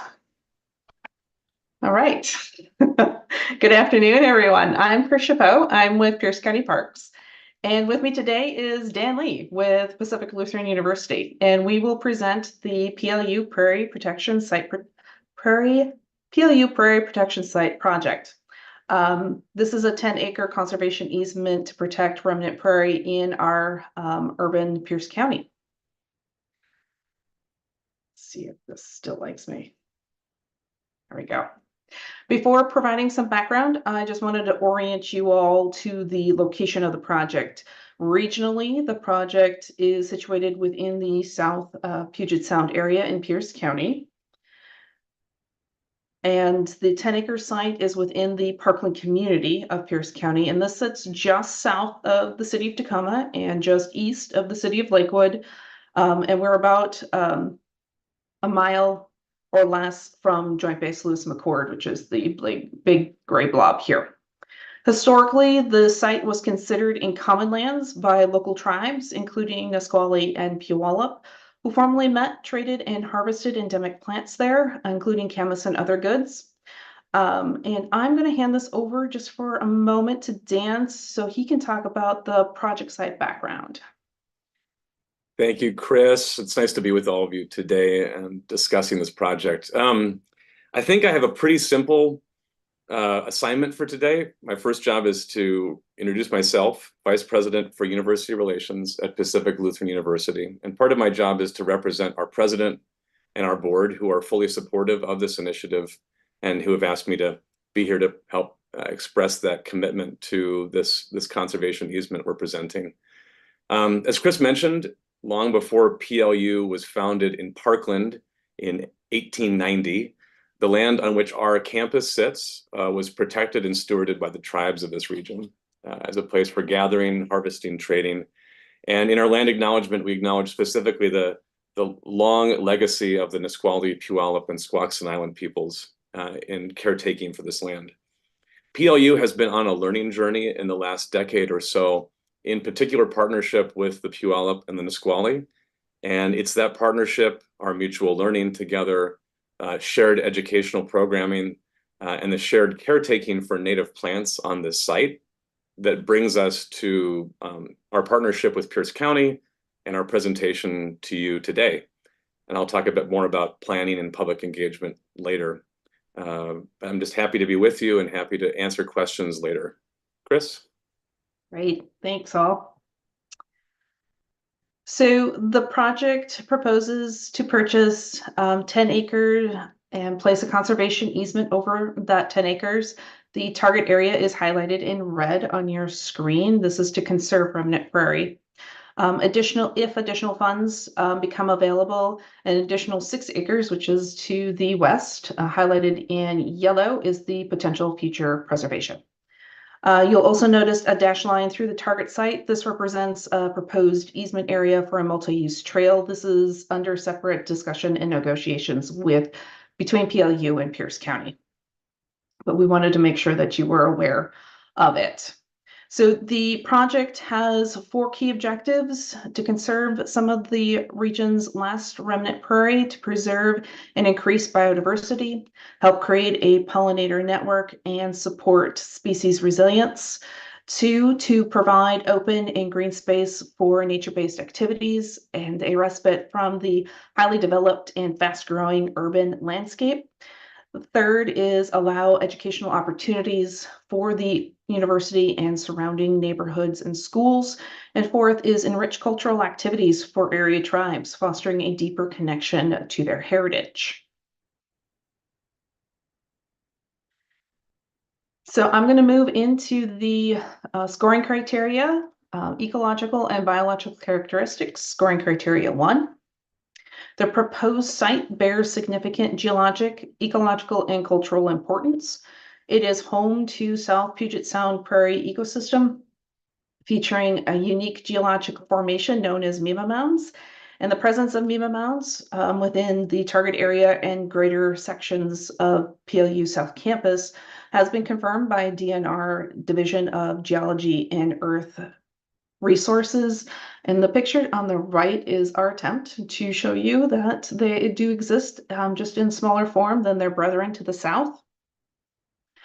Moreover, the site encompasses prairie soils, specifically the Spenaway gravelly sandy loam, indicative of prairie outwash soils, and supports prairie vegetation. The preservation of prairie ecosystems is crucial given that over 90% of Puget lowland prairies have been lost due to conversion and fire suppression over the past 2 decades. And this is data that comes out of WDFW and U.S. Fish and Wildlife. Further, the site holds significance for local Native communities, as the local camas population found on site are likely linked to camas harvested by their ancestors many generations ago. This connection renders the site significant from a cultural, conservation, and research standpoint. Additionally, several local tribes, including PLU's Indigenous Community Advisory Network, have expressed their intent to establish seed bank to propagate and utilize these plants for reseeding prairies in other parts of our region.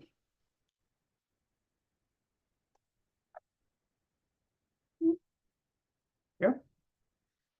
Oh dear, too far. There we go. So during the last few years, most recently in May and June of 2023, the PLU biology faculty and students conducted a certified random sampling survey to map and assess the population density of native prairie plants at the site. They found that camas was the dominant species during occurring at the highest density closest to the Mima mounds, and it is present in significant numbers across the proposed site. Additionally, they observed that the later blooming harvest verdea is also abundant in the same areas with high camas density. And the figure to the left on your screen shows the camas density mapping. The darker the color, the higher the density.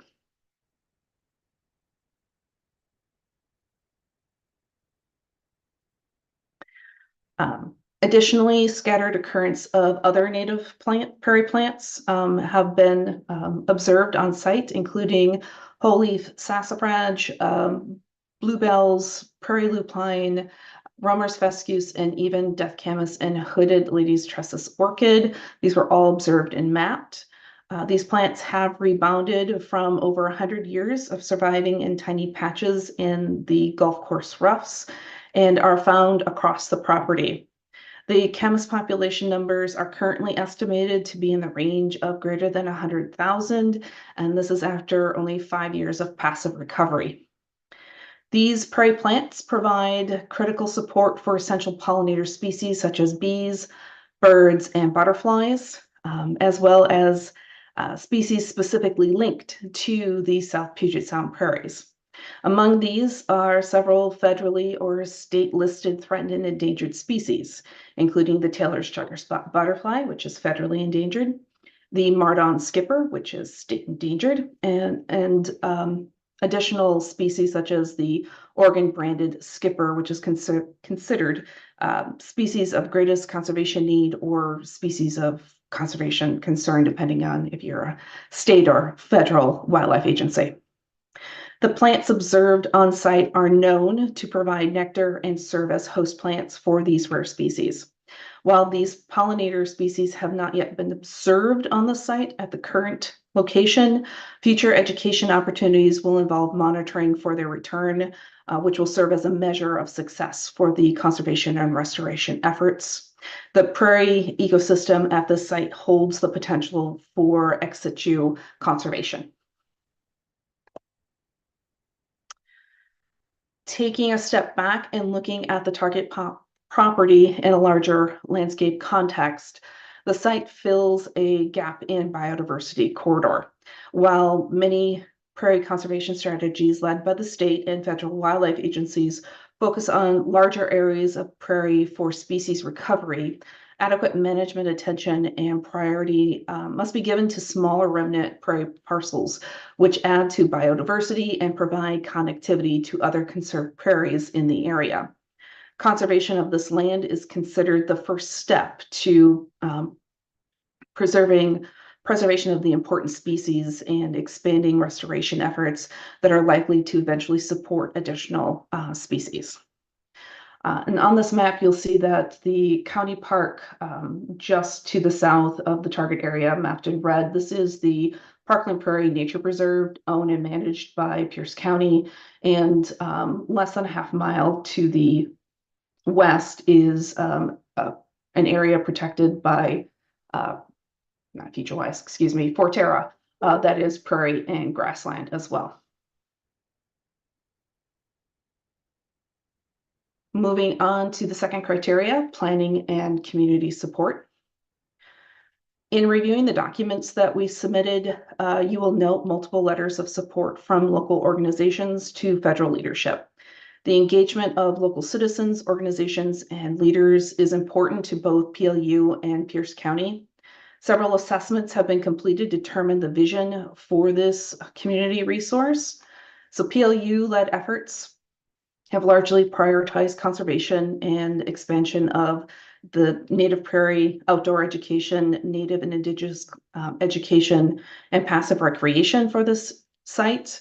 The most recent assessment took place between 2019 and 2022 when PLU engaged the community through a series of multimodal intake efforts to identify the guiding values and goals for the land's future use. A total of 23 groups, including representatives from local communities, neighbors, neighborhoods, and institutional leaders, were consulted. The information culminated in a preferred development plan that includes the proposed conservation project. Additionally, the project is consistent with the objectives and policies of Pierce County Comprehensive Plan. And the comp plan establishes the future growth and development patterns for Pierce County under state law.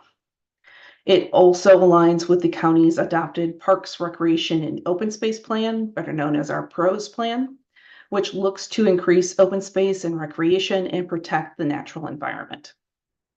The site and adjacent area are called out specifically in the Parkland Community Plan. This is a specific action plan of the comprehensive plan. The Parkland Community Plan calls it out to expand open space for the community, and the specific ecosystem prairie is listed as high priority for acquisition in the county's regulations.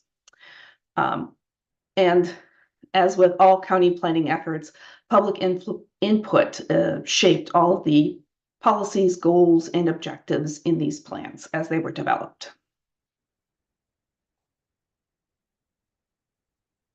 When planning, we also consider potential threats. Most of the remaining prairie in Pierce County outside of Joint Base Lewis McChord is located within urban growth areas. The proposed project site is no exception. The Parkland community is situated in Pierce County's urban growth area, or UGA, and is currently seeing an influx of people. The population has increased by approximately 64% over the past 20 years and continues to rise. Moreover, the area is also close to two major transportation corridors, State Road 512 to the north and State Road 7 to the east. These facts are important because the proposed easement area is currently zoned for moderate density housing and institutional development. With the increase in population and the focus on developing near major transportation corridors like the site's location, the proposed project site is ideal for development. The county critical area ordinance regulations don't protect remaining prairies like this one at the proposed project. This means that if a development proposal were to be submitted, it could be permitted, leading to the loss of the opportunity to restore this prairie and resulting in reduction in biodiversity, as well as depletion of geologic and cultural uniqueness. However, Pierce County is willingness to hold the conservation easement, and PLU is now in a position to conserve the land rather than sell or develop it if funding for the conservation easement can be conserved or can be secured. Oh dear. There we go. The proposed project will bring to the area space for nature-based activities, a respite from the urban landscape, and plans to increase accessibility for the current and future community, an opportunity that the community has not regularly been afforded in past planning efforts. So I'd like to discuss the Parkland community for just a moment. The map on the screen displays the project area with a 10-minute radius, 10-minute walking radius. That's a standard walking shed for most parks. This is superimposed onto the Tacoma Pierce County Equity Index map. This indicates that the proposed project is situated in an area of low equity, meaning that it is an underserved community. The index takes into account many factors, 65 specifically, related to various standard equity factors, and that information is updated on a regular basis, the most recent being completed earlier this year. The proposed conservation will serve the education, cultural, and health needs of the Parkland community, which scores low to very low on the county's equity index. Bringing additional open space to the Parkland community is one of the objectives of this project. The community where the project is located has been underinvested in parks and open space, which benefit community health, all aspects of community health. The PROS plan identified this particular area and project site as being within a region with the highest population and the lowest rate of parks, open space, and trail miles within Pierce County. And the public's most desired additional activity identified during our PROS planning was access to nature trails. Adjacent to the conservation easement, the county and PLU plans to include connecting the Parkland Community Trail, which is coming from the south, through PLU's lower campus, which improves the accessibility of safe walking and biking routes that can connect the residents to schools, parks, and services, while also providing access to this particular area and nature. And you'll notice that the Parkland Prairie Nature Preserve is just to the south where the community trail will come from, and access to the north where Keithley Middle School and Washington High Schools are to the northwest of this property. All right, I'm gonna hand this over to Dan for the next couple of slides to talk about other aspects of community benefit. Thank you, Chris. Before I jump in here, I want to just emphasize something Chris has highlighted. As we at PLU have imagined what the future of this former golf course could be, significant community intake happened, and Chris has already mentioned that. in that community intake, one of the questions we asked, several questions, were around community need and what are the needs of our community and how might PLU show up best, integrating its educational mission and its focus on care for the community, care for the earth, together with this community we find ourselves in. And the challenge we're seeing from that assessment is that there are needs everywhere. We live in a richly diverse area that is underserved in many ways. And so some of the threat for this particular property to conserve it are coming from really well-meaning and needed areas. So the need for healthcare is an example, the need for housing, the need for open space. These needs are conflicting in some ways with the priorities of our community and even the leadership at PLU in some ways. And so we come to you today with this proposal that is actually part of a preferred development plan approved by our Board of Regents. The first phase of which was announced in February, which was the creation of a partnership for health innovation between MultiCare Health Systems, the Washington State University College of Medicine, and PLU. And so a portion of the former golf course on the far east side will now be dedicated to medical education and medical services. In the next decade, that build out will be happening to bring the MultiCare Medical Center to Pacific Lutheran University. That means now is the time for us to, we believe, to properly conserve and to rehabilitate this nature conservancy in the middle of that property. So first, I want to emphasize that. And secondly, I'll just emphasize the theme that I hope you're hearing in Chris's presentation and in my comments, which is around partnership. Tribal partnerships, especially with the Puyallup and Nisqually, are what brought us to this place today. The ongoing learning we've been doing together as both tribes have come to campus over the last 3 years to harvest camas, to learn together, has helped us to imagine this preferred vision. Chris also mentioned that we are contiguous to Franklin Pierce School District, which is one of the most diverse and also highest need school districts in the region. We have a long partnership with them. Our students are working in their classrooms. Their students are being tutored on our campus. And so we see this outdoor living learning classroom as a resource, both for the office of OSPI's office in terms of their time immemorial curriculum, and also for the establishment of our ongoing partnership, especially in the natural sciences, but also in other areas, in terms of exposing K through 12 students to native prairie, to native plants, and to indigenous education. Chris, could you go to the next slide? This project also aims to expand educational opportunities for PLU students and for local residents, in addition to the K through 12 students I mentioned. If you haven't been to PLU's campus in a while, I'll just give you a quick snapshot. PLU students are uniquely other-directed. They are concerned about their neighbors, their communities, and the earth.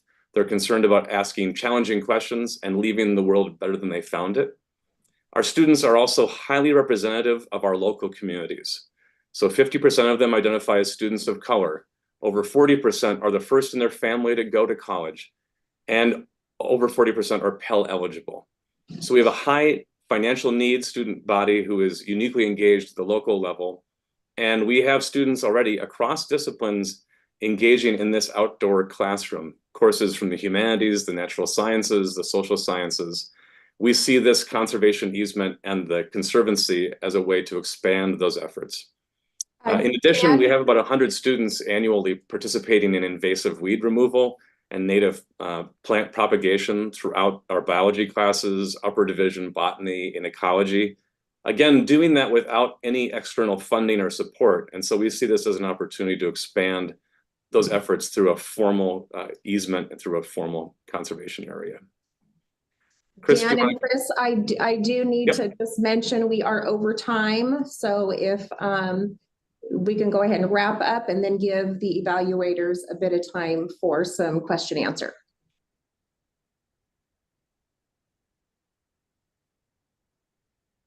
Yes, this is our last slide. Okay. Yeah. So I think in summary, if in a few sentences, excited to take your questions, excited to think about what this might mean in terms of partnership moving forward. And the funding from the easement would be part of, and certainly not the only solution that we're proposing. And if you're curious about other sources of funding, other grants we'd be going after, or other partnerships we're proposing in order to maintain this property in the future, happy to address those in our Q&A section. Great, thank you very much, Dan. Chris, did you have any closing comments before we went to Q&A?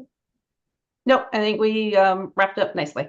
Great, okay, thank you both very much. Great presentation. Any questions for Chris and or Dan?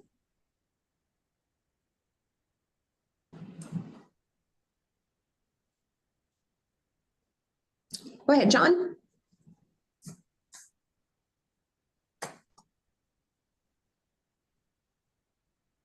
John, if you are talking, you are not unmuted yet. I was not talking. I inadvertently pulled my earplugs out. So I was scrambling trying to retrieve them. Sorry. Very good presentation. I appreciated it. And because you didn't really get to addressing management and stewardship, I'll maybe just give you an opportunity via a question of two parts, I guess. One is kind of what are the top maybe 2 or 3 needs you have in terms of managing the site, and what's your capacity to carry out that work? Yeah, so I'll take that, and then you can tag on if I missed anything. So the biggest need for this particular site at the moment is to reduce the weed cover. You noticed in some of our pictures, we've got Scotch broom in patches throughout the site, and the ongoing removal and management of that wonderful invasive that we have out on that site is critical to the success of this particular prairie. We control, obviously outcompetes our natives, and preparing the soil is the first few things that'll happen within the first year or so. Overseeding would also need to occur as well. As far as what capacity there is for this, there's a lot of efforts in the particular area around prairie restoration, even remnant prairie restoration, and PLU knows that it's required to maintain this area in perpetuity. PLU faculty and students have already been out there doing some of those initial efforts in restoration, and there are many other collaborators, including Eco Studies Institute, which is another partner in this particular project, along with area tribes that would continue to look for funding to make sure that we have the required base fund for stewardship and stewardship needs. Dan, did you want to add anything to that? We have a restoration plan that was drafted in 2013. It needs to be updated. So we have a rough guide to begin the work. As Chris said, I would have highlighted partnerships. Eco Studies has been at the table, as have both Nisqually and Puyallup tribes. And I think the Scotch broom has done a wonderful job of actually accidentally stewarding the camas for us. It protected it. And as we remove it, the camas comes back just beautifully. And so there's some good work to be done here with some additional funding. Our plan is to take a portion of the easement funds and actually create an endowment that could be part of the ongoing stewardship fund for the site. But we do need to seek additional funding. And we're looking at other, including the Sentinel Landscapes. Partners from JBLM have also been consulted. So we're looking at other avenues for them. Thank you for the question, John. Thanks.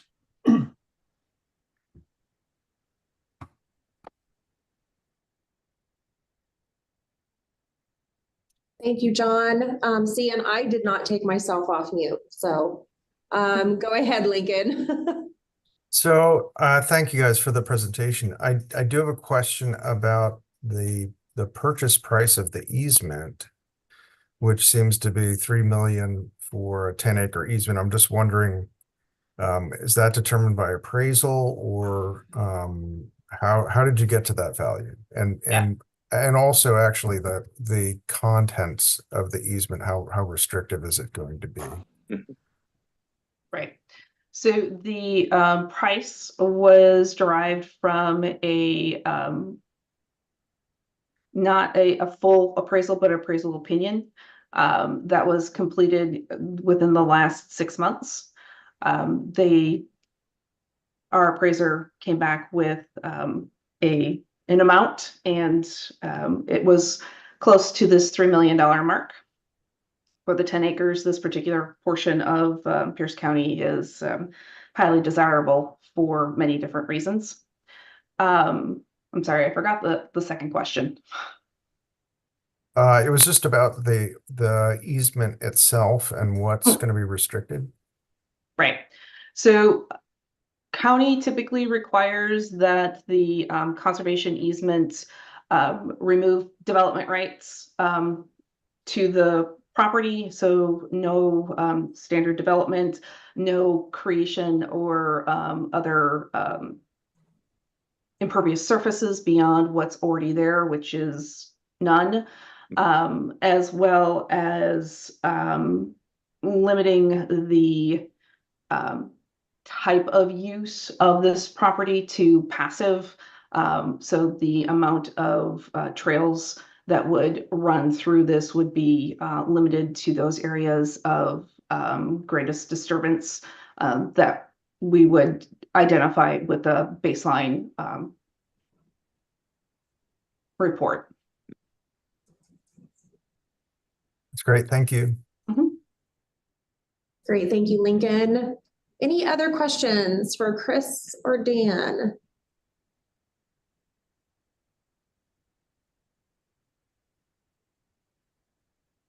Okay, hearing none. Thank you so much, Chris and Dan. Great presentation.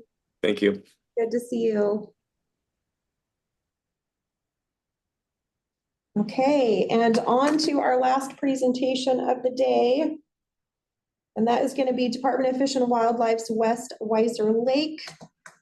Annie Loggins is our presenter. I don't know if I see Annie on yet. We are about 10 minutes early.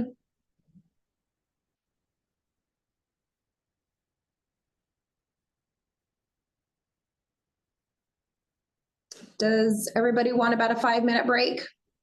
And that will give Annie a little bit of time.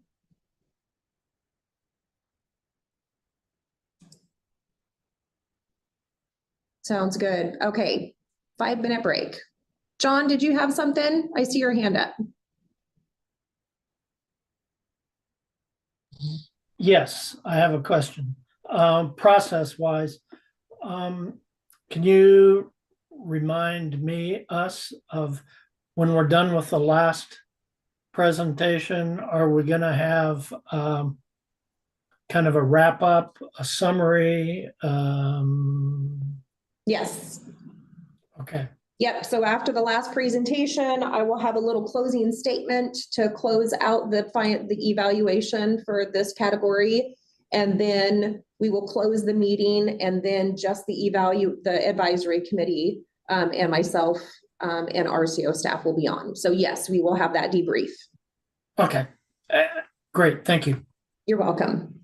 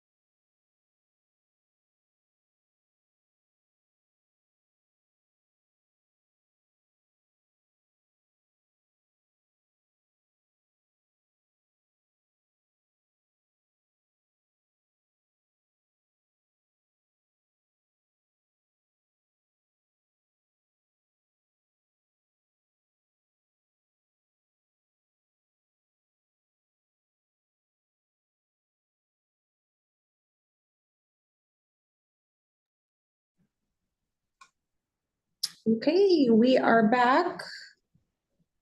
Make sure the advisory committee members are here and settled in.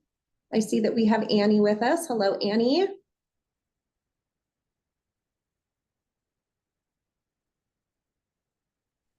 Hello. All right, so I am going to, Annie, go ahead and hand controls over to you. And go ahead and move your cursor around. Maybe do a couple double clicks. I'll let you know when your cursor shows up on my screen.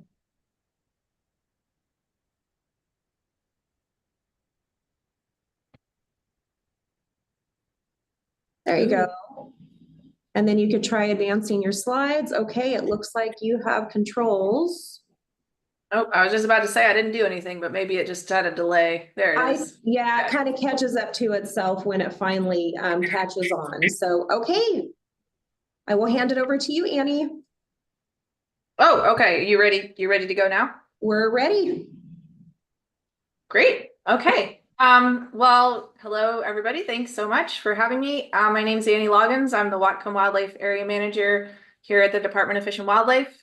And if we were to acquire the West Weiser proposal, property that we're proposing, it would become part of the Whatcom Wildlife area. So I'm excited to present our proposal here.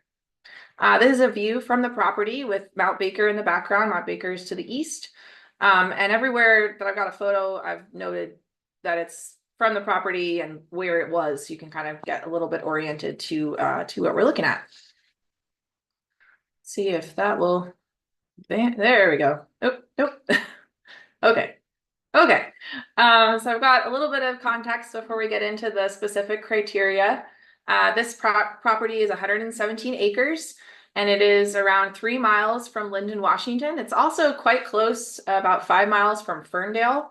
And each of these towns has a population above 16,000, and those populations are increasing. So there is a lot of pressure in the area to, continue developing. And that's one of the threats to the property there. So our goals for this property are first to secure the existing recreation opportunities. This property has been part of the private lands program for quite some time, which allows waterfowl hunting on the property during the waterfowl season. We'd also like to expand the recreational opportunities on site to allow it to be a year-round access and allow for wildlife viewing and non-hunting activities as well, environmental education, that sort of thing. And of course, we have some really exceptional water resources on the property. You can see some of it here in this photo. And we'd like to work on restoring those freshwater wetlands and creek area. But of course, the key step in doing any of this is to protect the site from landscape alteration, which is a real threat in the area. And if we are not able to acquire the property, there's a strong likelihood that we would lose access to that recreation and conservation value as it would be converted to another form of use that is not as amenable to that. Okay. Well, now it's not. There we go. Okay. So within the state of Washington, the West Weiser property is located way up in the northwest in Whatcom County. And it's situated in the lowlands west of the Cascades and in the Puget Sound Trough. And a lot of the areas around that area are some agricultural lands. But what's also important here is that this whole zone is within the critical zone for the Pacific Birds Habitat Joint Venture. And so especially the freshwater wetlands, tidal wetlands in the area, all of that is really important habitat. And so the wetlands on this property fit into that critical zone. Really doesn't like me using my keyboard here. Sorry. There we go. Okay. If you zoom in a little bit more, you can see the property in pink here. Just to the east is Weiser Lake, hence the West Weiser name. And there is Weiser Creek running through and out the property down to connect to the Nooksack River, which is the river here. This dotted red line is showing the 5-mile radius around the property. So you can see the town of Linden well situated within that. If we look a little more closely, Here you can see again Weiser Lake and the creek. Down further south, there is an access road and sort of more uplands to the south. And then surrounding the property is a lot of other private properties, different types of agriculture. And in the context of the Whatcom Wildlife Area, this property would really fill a gap in our public access availability. So it would definitely increase the availability of people from Linden, increase the they'd have something closer to them. It's also the only property that would be east of I-5. And it's really important to note that in this whole area, there are very, very few conservation lands, whether or not it's a wildlife area or not. It's just very few opportunities. And given the increasing development and threat of development in the area, those conservation areas are really important for wildlife and recreation access. And then here where I'm sitting right now is in the Lake Terrell Wildlife Area, and you can see even though it's on the other side of the freeway, it's still geographically close enough to manage. So it would still be really, really accessible for all of us at the wildlife area here. Okay, looking into the criteria. First up is the ecological and biological characteristics. Here on the left, showing some of those water resources from a spring. This photo is from the spring as well. On the right here is some of the winter wildlife that you can see on the property. So looking more closely at just the distribution of land types here with the riparian and the wetland zone around this area, that comprises a little less than 25 acres of the property, with the uplands being a little more than 90 acres. And a lot of the uplands are currently leased agricultural land that is fallow and actively farmed at different times of the year. And so when it is fallow in the winter, it's really beneficial for wildlife. And like I said, in that broader landscape, there's just not a lot of protected areas. And so this is kind of a refuge for the wildlife in the area, an increasingly developed region. Water is what makes this site so special. The water resources are extremely rare in the area. This has got 975 yards of creek, and it has a National Heritage listed freshwater wetland, which is again a very rare habitat type in the region, and also a really important one both for the migratory birds and as well as a lot of other aquatic species. There's a peat bog and cold groundwater springs. And that cold water is going to be especially important under the threat of climate change. Weiser Lake nearby is pretty shallow and gets a lot warmer, but along that creek, due to that cold water influx, it stays cooler. There are some invasive weeds, such as canary grass and blackberries, throughout the property and on the wetlands, and that's part of what we would want to be working to restore to really enhance the functioning of the freshwater wetland system. Looking a little more closely at the species and communities on the site, in those cold water wetland complexes, we could support some threatened aquatic species. So we don't currently have Oregon spotted frog on the site, but the property is within the historic range of the Oregon spotted frog, which is a federally threatened and state endangered species. And this species really needs abundant water, and it needs a diversity of aquatic habitats throughout its life stages. And so in the future, especially with some restoration, we could see these cold water wetland complexes being really valuable and assist with the species recovery plan for this species down the line. Similarly, the cold water is really important for salmonids like the coho salmons pictured here. And so again, with the restoration, potentially with some fish passage projects downstream of the property, this could be a really important wetland habitat for these threatened species. Now, we do have a lot of wildlife using the site actively already, especially our migratory and wintering waterfowl. So there's a lot of ducks and larger birds like trumpeter swans and snow geese that use the site. And right next door, Weiser Lake is a really important waterfowl roost. So a study that was just done in the last year, these data are showing weekly counts of all waterfowl on Weiser Lake. And you can see a couple times during the migration season, we had thousands of waterfowl there. So over 10,000 geese and swans were spotted one time and over 5,000 ducks. And then you can also see how a lot of the ducks, stay longer and overwinter on the property as well. And what's really important about a waterfowl roost is that not only does it need to have resting area and low disturbance and access to water, but it also needs to have access to feeding sites nearby so the waterfowl can forage. And so this property acts as one of those foraging sites. The agriculture that's done on the landscape provides a lot of foraging opportunity in the winter. And then again, that water provides, forage kind of longer into the season than you might expect somewhere else because it has that influx of water source. Along with the migratory and overwintering waterfowl, we'd expect the site to be really beneficial for nesting waterfowl during the spring. These two species are known to nest in trees, and with some more restoration around that riparian zone, we'd expect to see a lot of nesting waterfowl like these. We also have, go back. Apologies, there we go. We also have a lot of raptors using the site. So this bald eagle nest is just at the south end of the property. There's a lot of trees there. And then raptors are spotted very frequently, including northern harrier hawks, red tails, and falcons.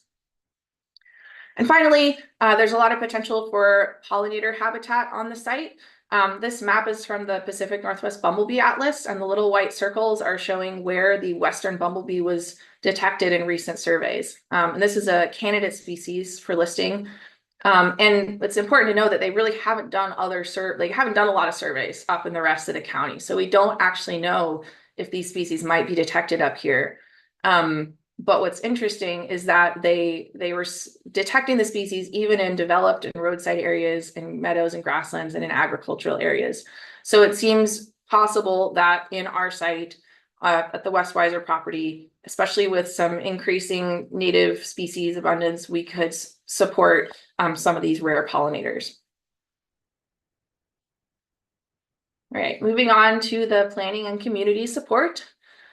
Within the mission of the Washington Department of Fish and Wildlife, we have a specific section on acquisition. And it says, it is the policy of the state to acquire as soon as possible the most significant lands for wildlife conservation and outdoor recreation purposes before they are converted to other uses.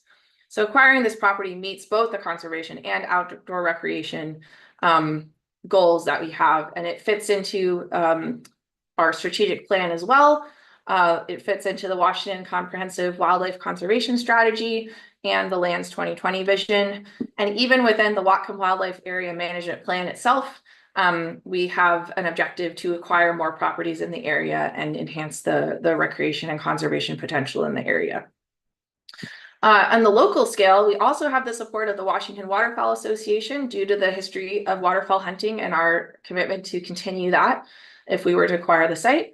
And then we also have the support of the Mount Baker Beekeepers Association. So here's some pollinators already using the landscape, some bees that I spotted out in the wetlands a couple months ago.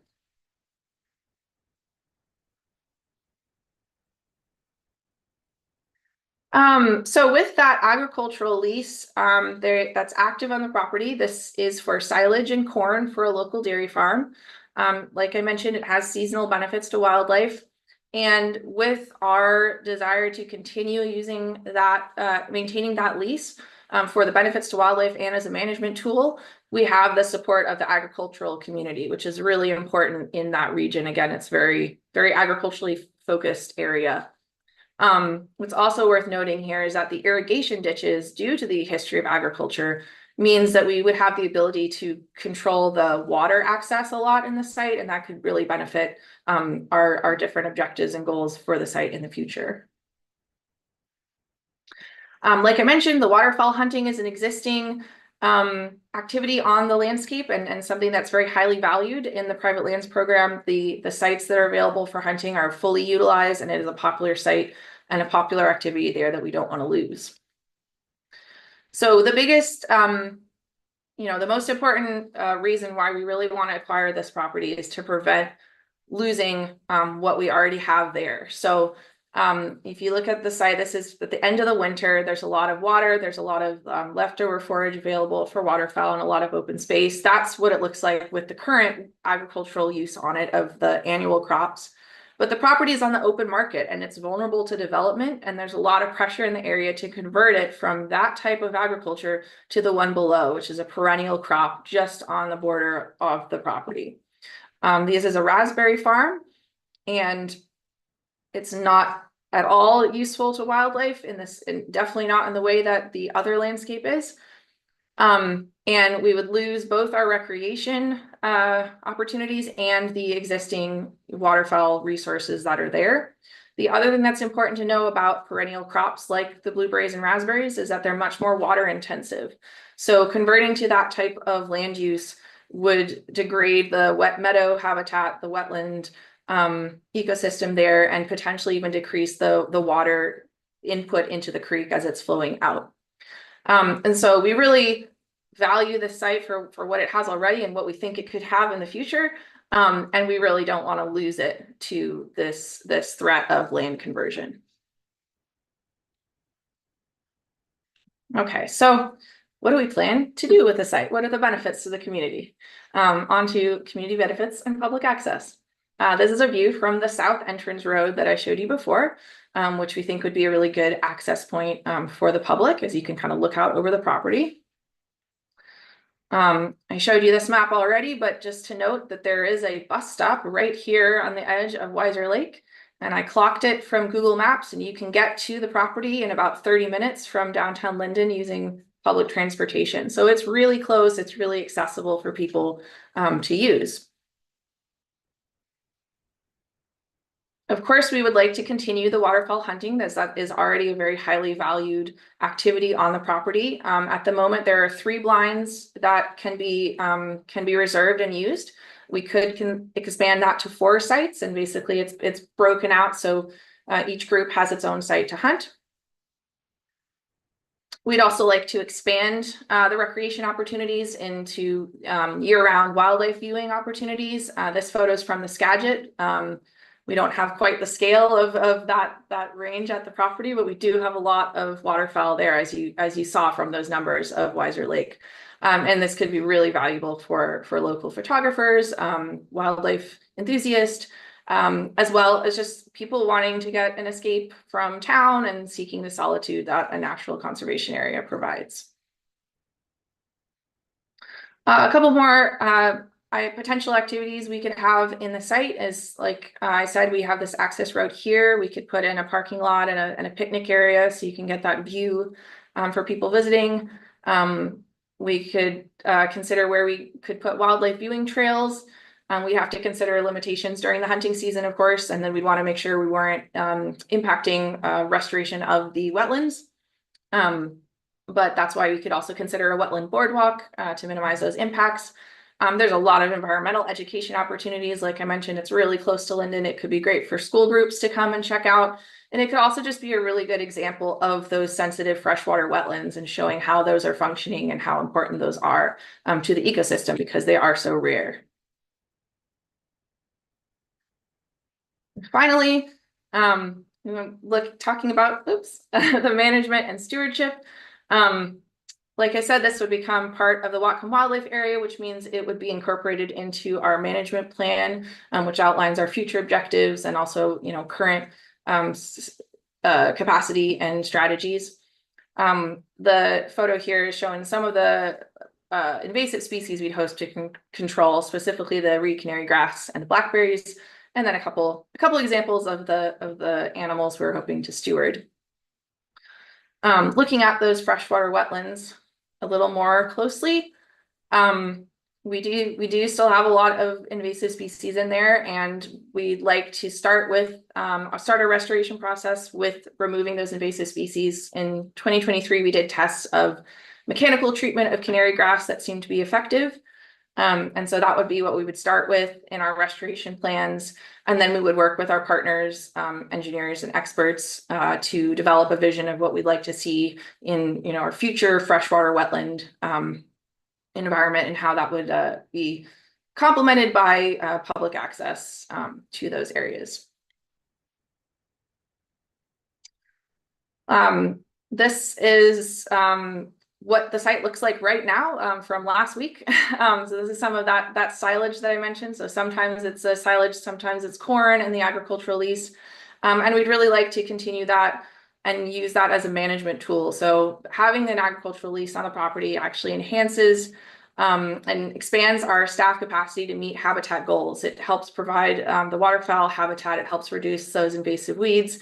And what's actually really cool about the site is that if you go there and you see the crops that they're growing, you can actually see native plants growing underneath them because there is just so much water and resource on the site, and that agriculture is assisting that, and it's not and it's continuing to provide that forage. So we'd hope to work with agricultural partners and use that to assist in our restoration plans. And there might be a time where we reduce the size of the lease in order to incorporate more restoration in certain parts of the property. And we could work with them on that. And finally, like I said, it fits in with the Whatcom wildlife area. Very geographically close by. Everything that we'd like to do on the property is what we already have experience and capacity doing on the properties we have already. We already have waterfowl hunting on our sites. We have invasive species control. We have sensitive wetlands that we're working on restoring, and also, ways for the public to access them, including boardwalks and trails. And we even have some farming for waterfowl that we're already using as a tool to support our waterfowl communities. So we have that capacity and just need to be able to acquire it and get to work. And that is what I have. So I'd love to take any questions. Well done, Annie. You were literally just on time. My timer just went off. Cool. So way to go. Nice presentation. I will go ahead and open it up for questions by advisory committee members. If anybody has questions for Annie.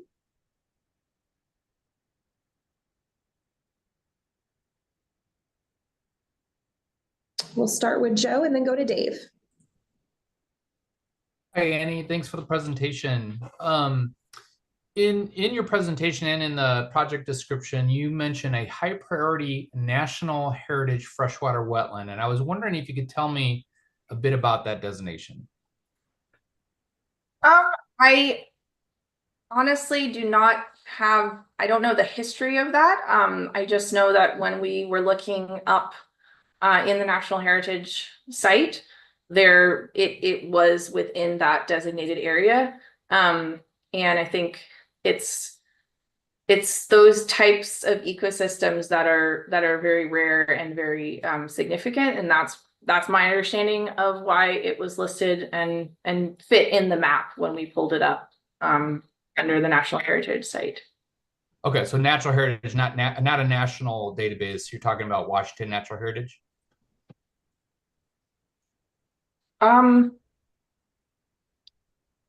Sorry to stump you. That's where I was stumped. I wasn't sure if that's what you okay meant. Well, it was something we were asked to look at, so I'd have to pull up exactly. Okay. See, Lisa just unmuted. Maybe she can answer better. Yes, that's correct. It's the Washington State. Yes. Okay, thank you. Thank you, Joe. Go ahead, Dave. Thanks for the presentation, Annie. So I'm looking at this is great for my question, this slide. So I'm not really seeing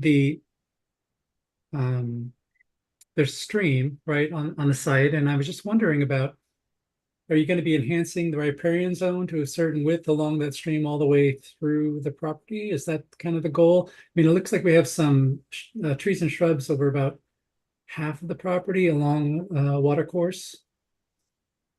Yeah, so down on this side there is the creek borders another property, so we would only be able to work on this side of it, but there's already a lot of vegetation there. But yes, up here there has not been there's not riparian vegetation. So your goal is to reestablish riparian vegetation along the length of the stream on the property, is that right? I think at this point we don't have we have to work with partners to figure out exactly what the end goal would be. for all of that area.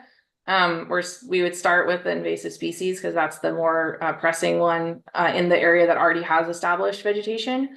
But that would definitely be part of the consideration because this is the area that we do have both sides of the creek there. Right. Okay. Thank you. Thank you, Dave. Go ahead, John. Hi, and I apologize if you addressed this, but what's the zoning for the area? And I asked that because you stated that a threat would be more intensive development, maybe a different kind of agriculture, but would the current zoning actually allow that additional development? I cannot speak to the specific zoning, but my understanding is that it would based on the frequency that is happening around the area. And that I know that my understanding is, and that the current owners have received inquiries about that. Okay, thank you. Thank you, John. Any more questions for Annie?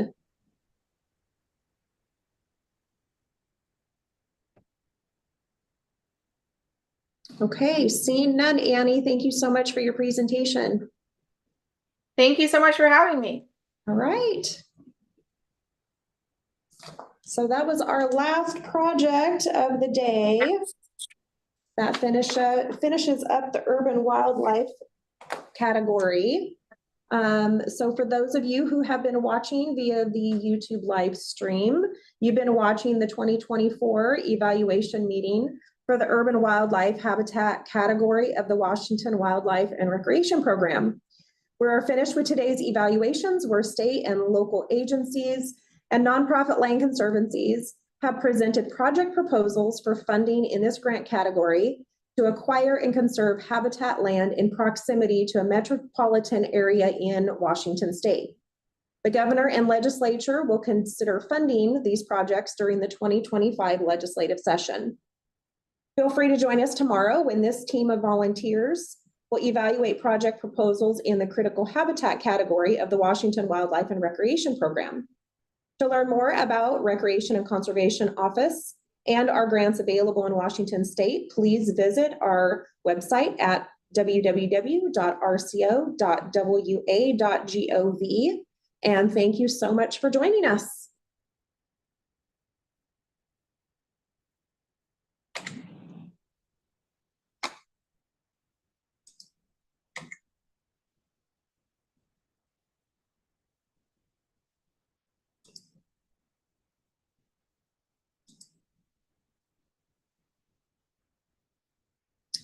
Okay, I just stopped the YouTube recording, so we are good there. Oh, hold on, it still says we're live streaming.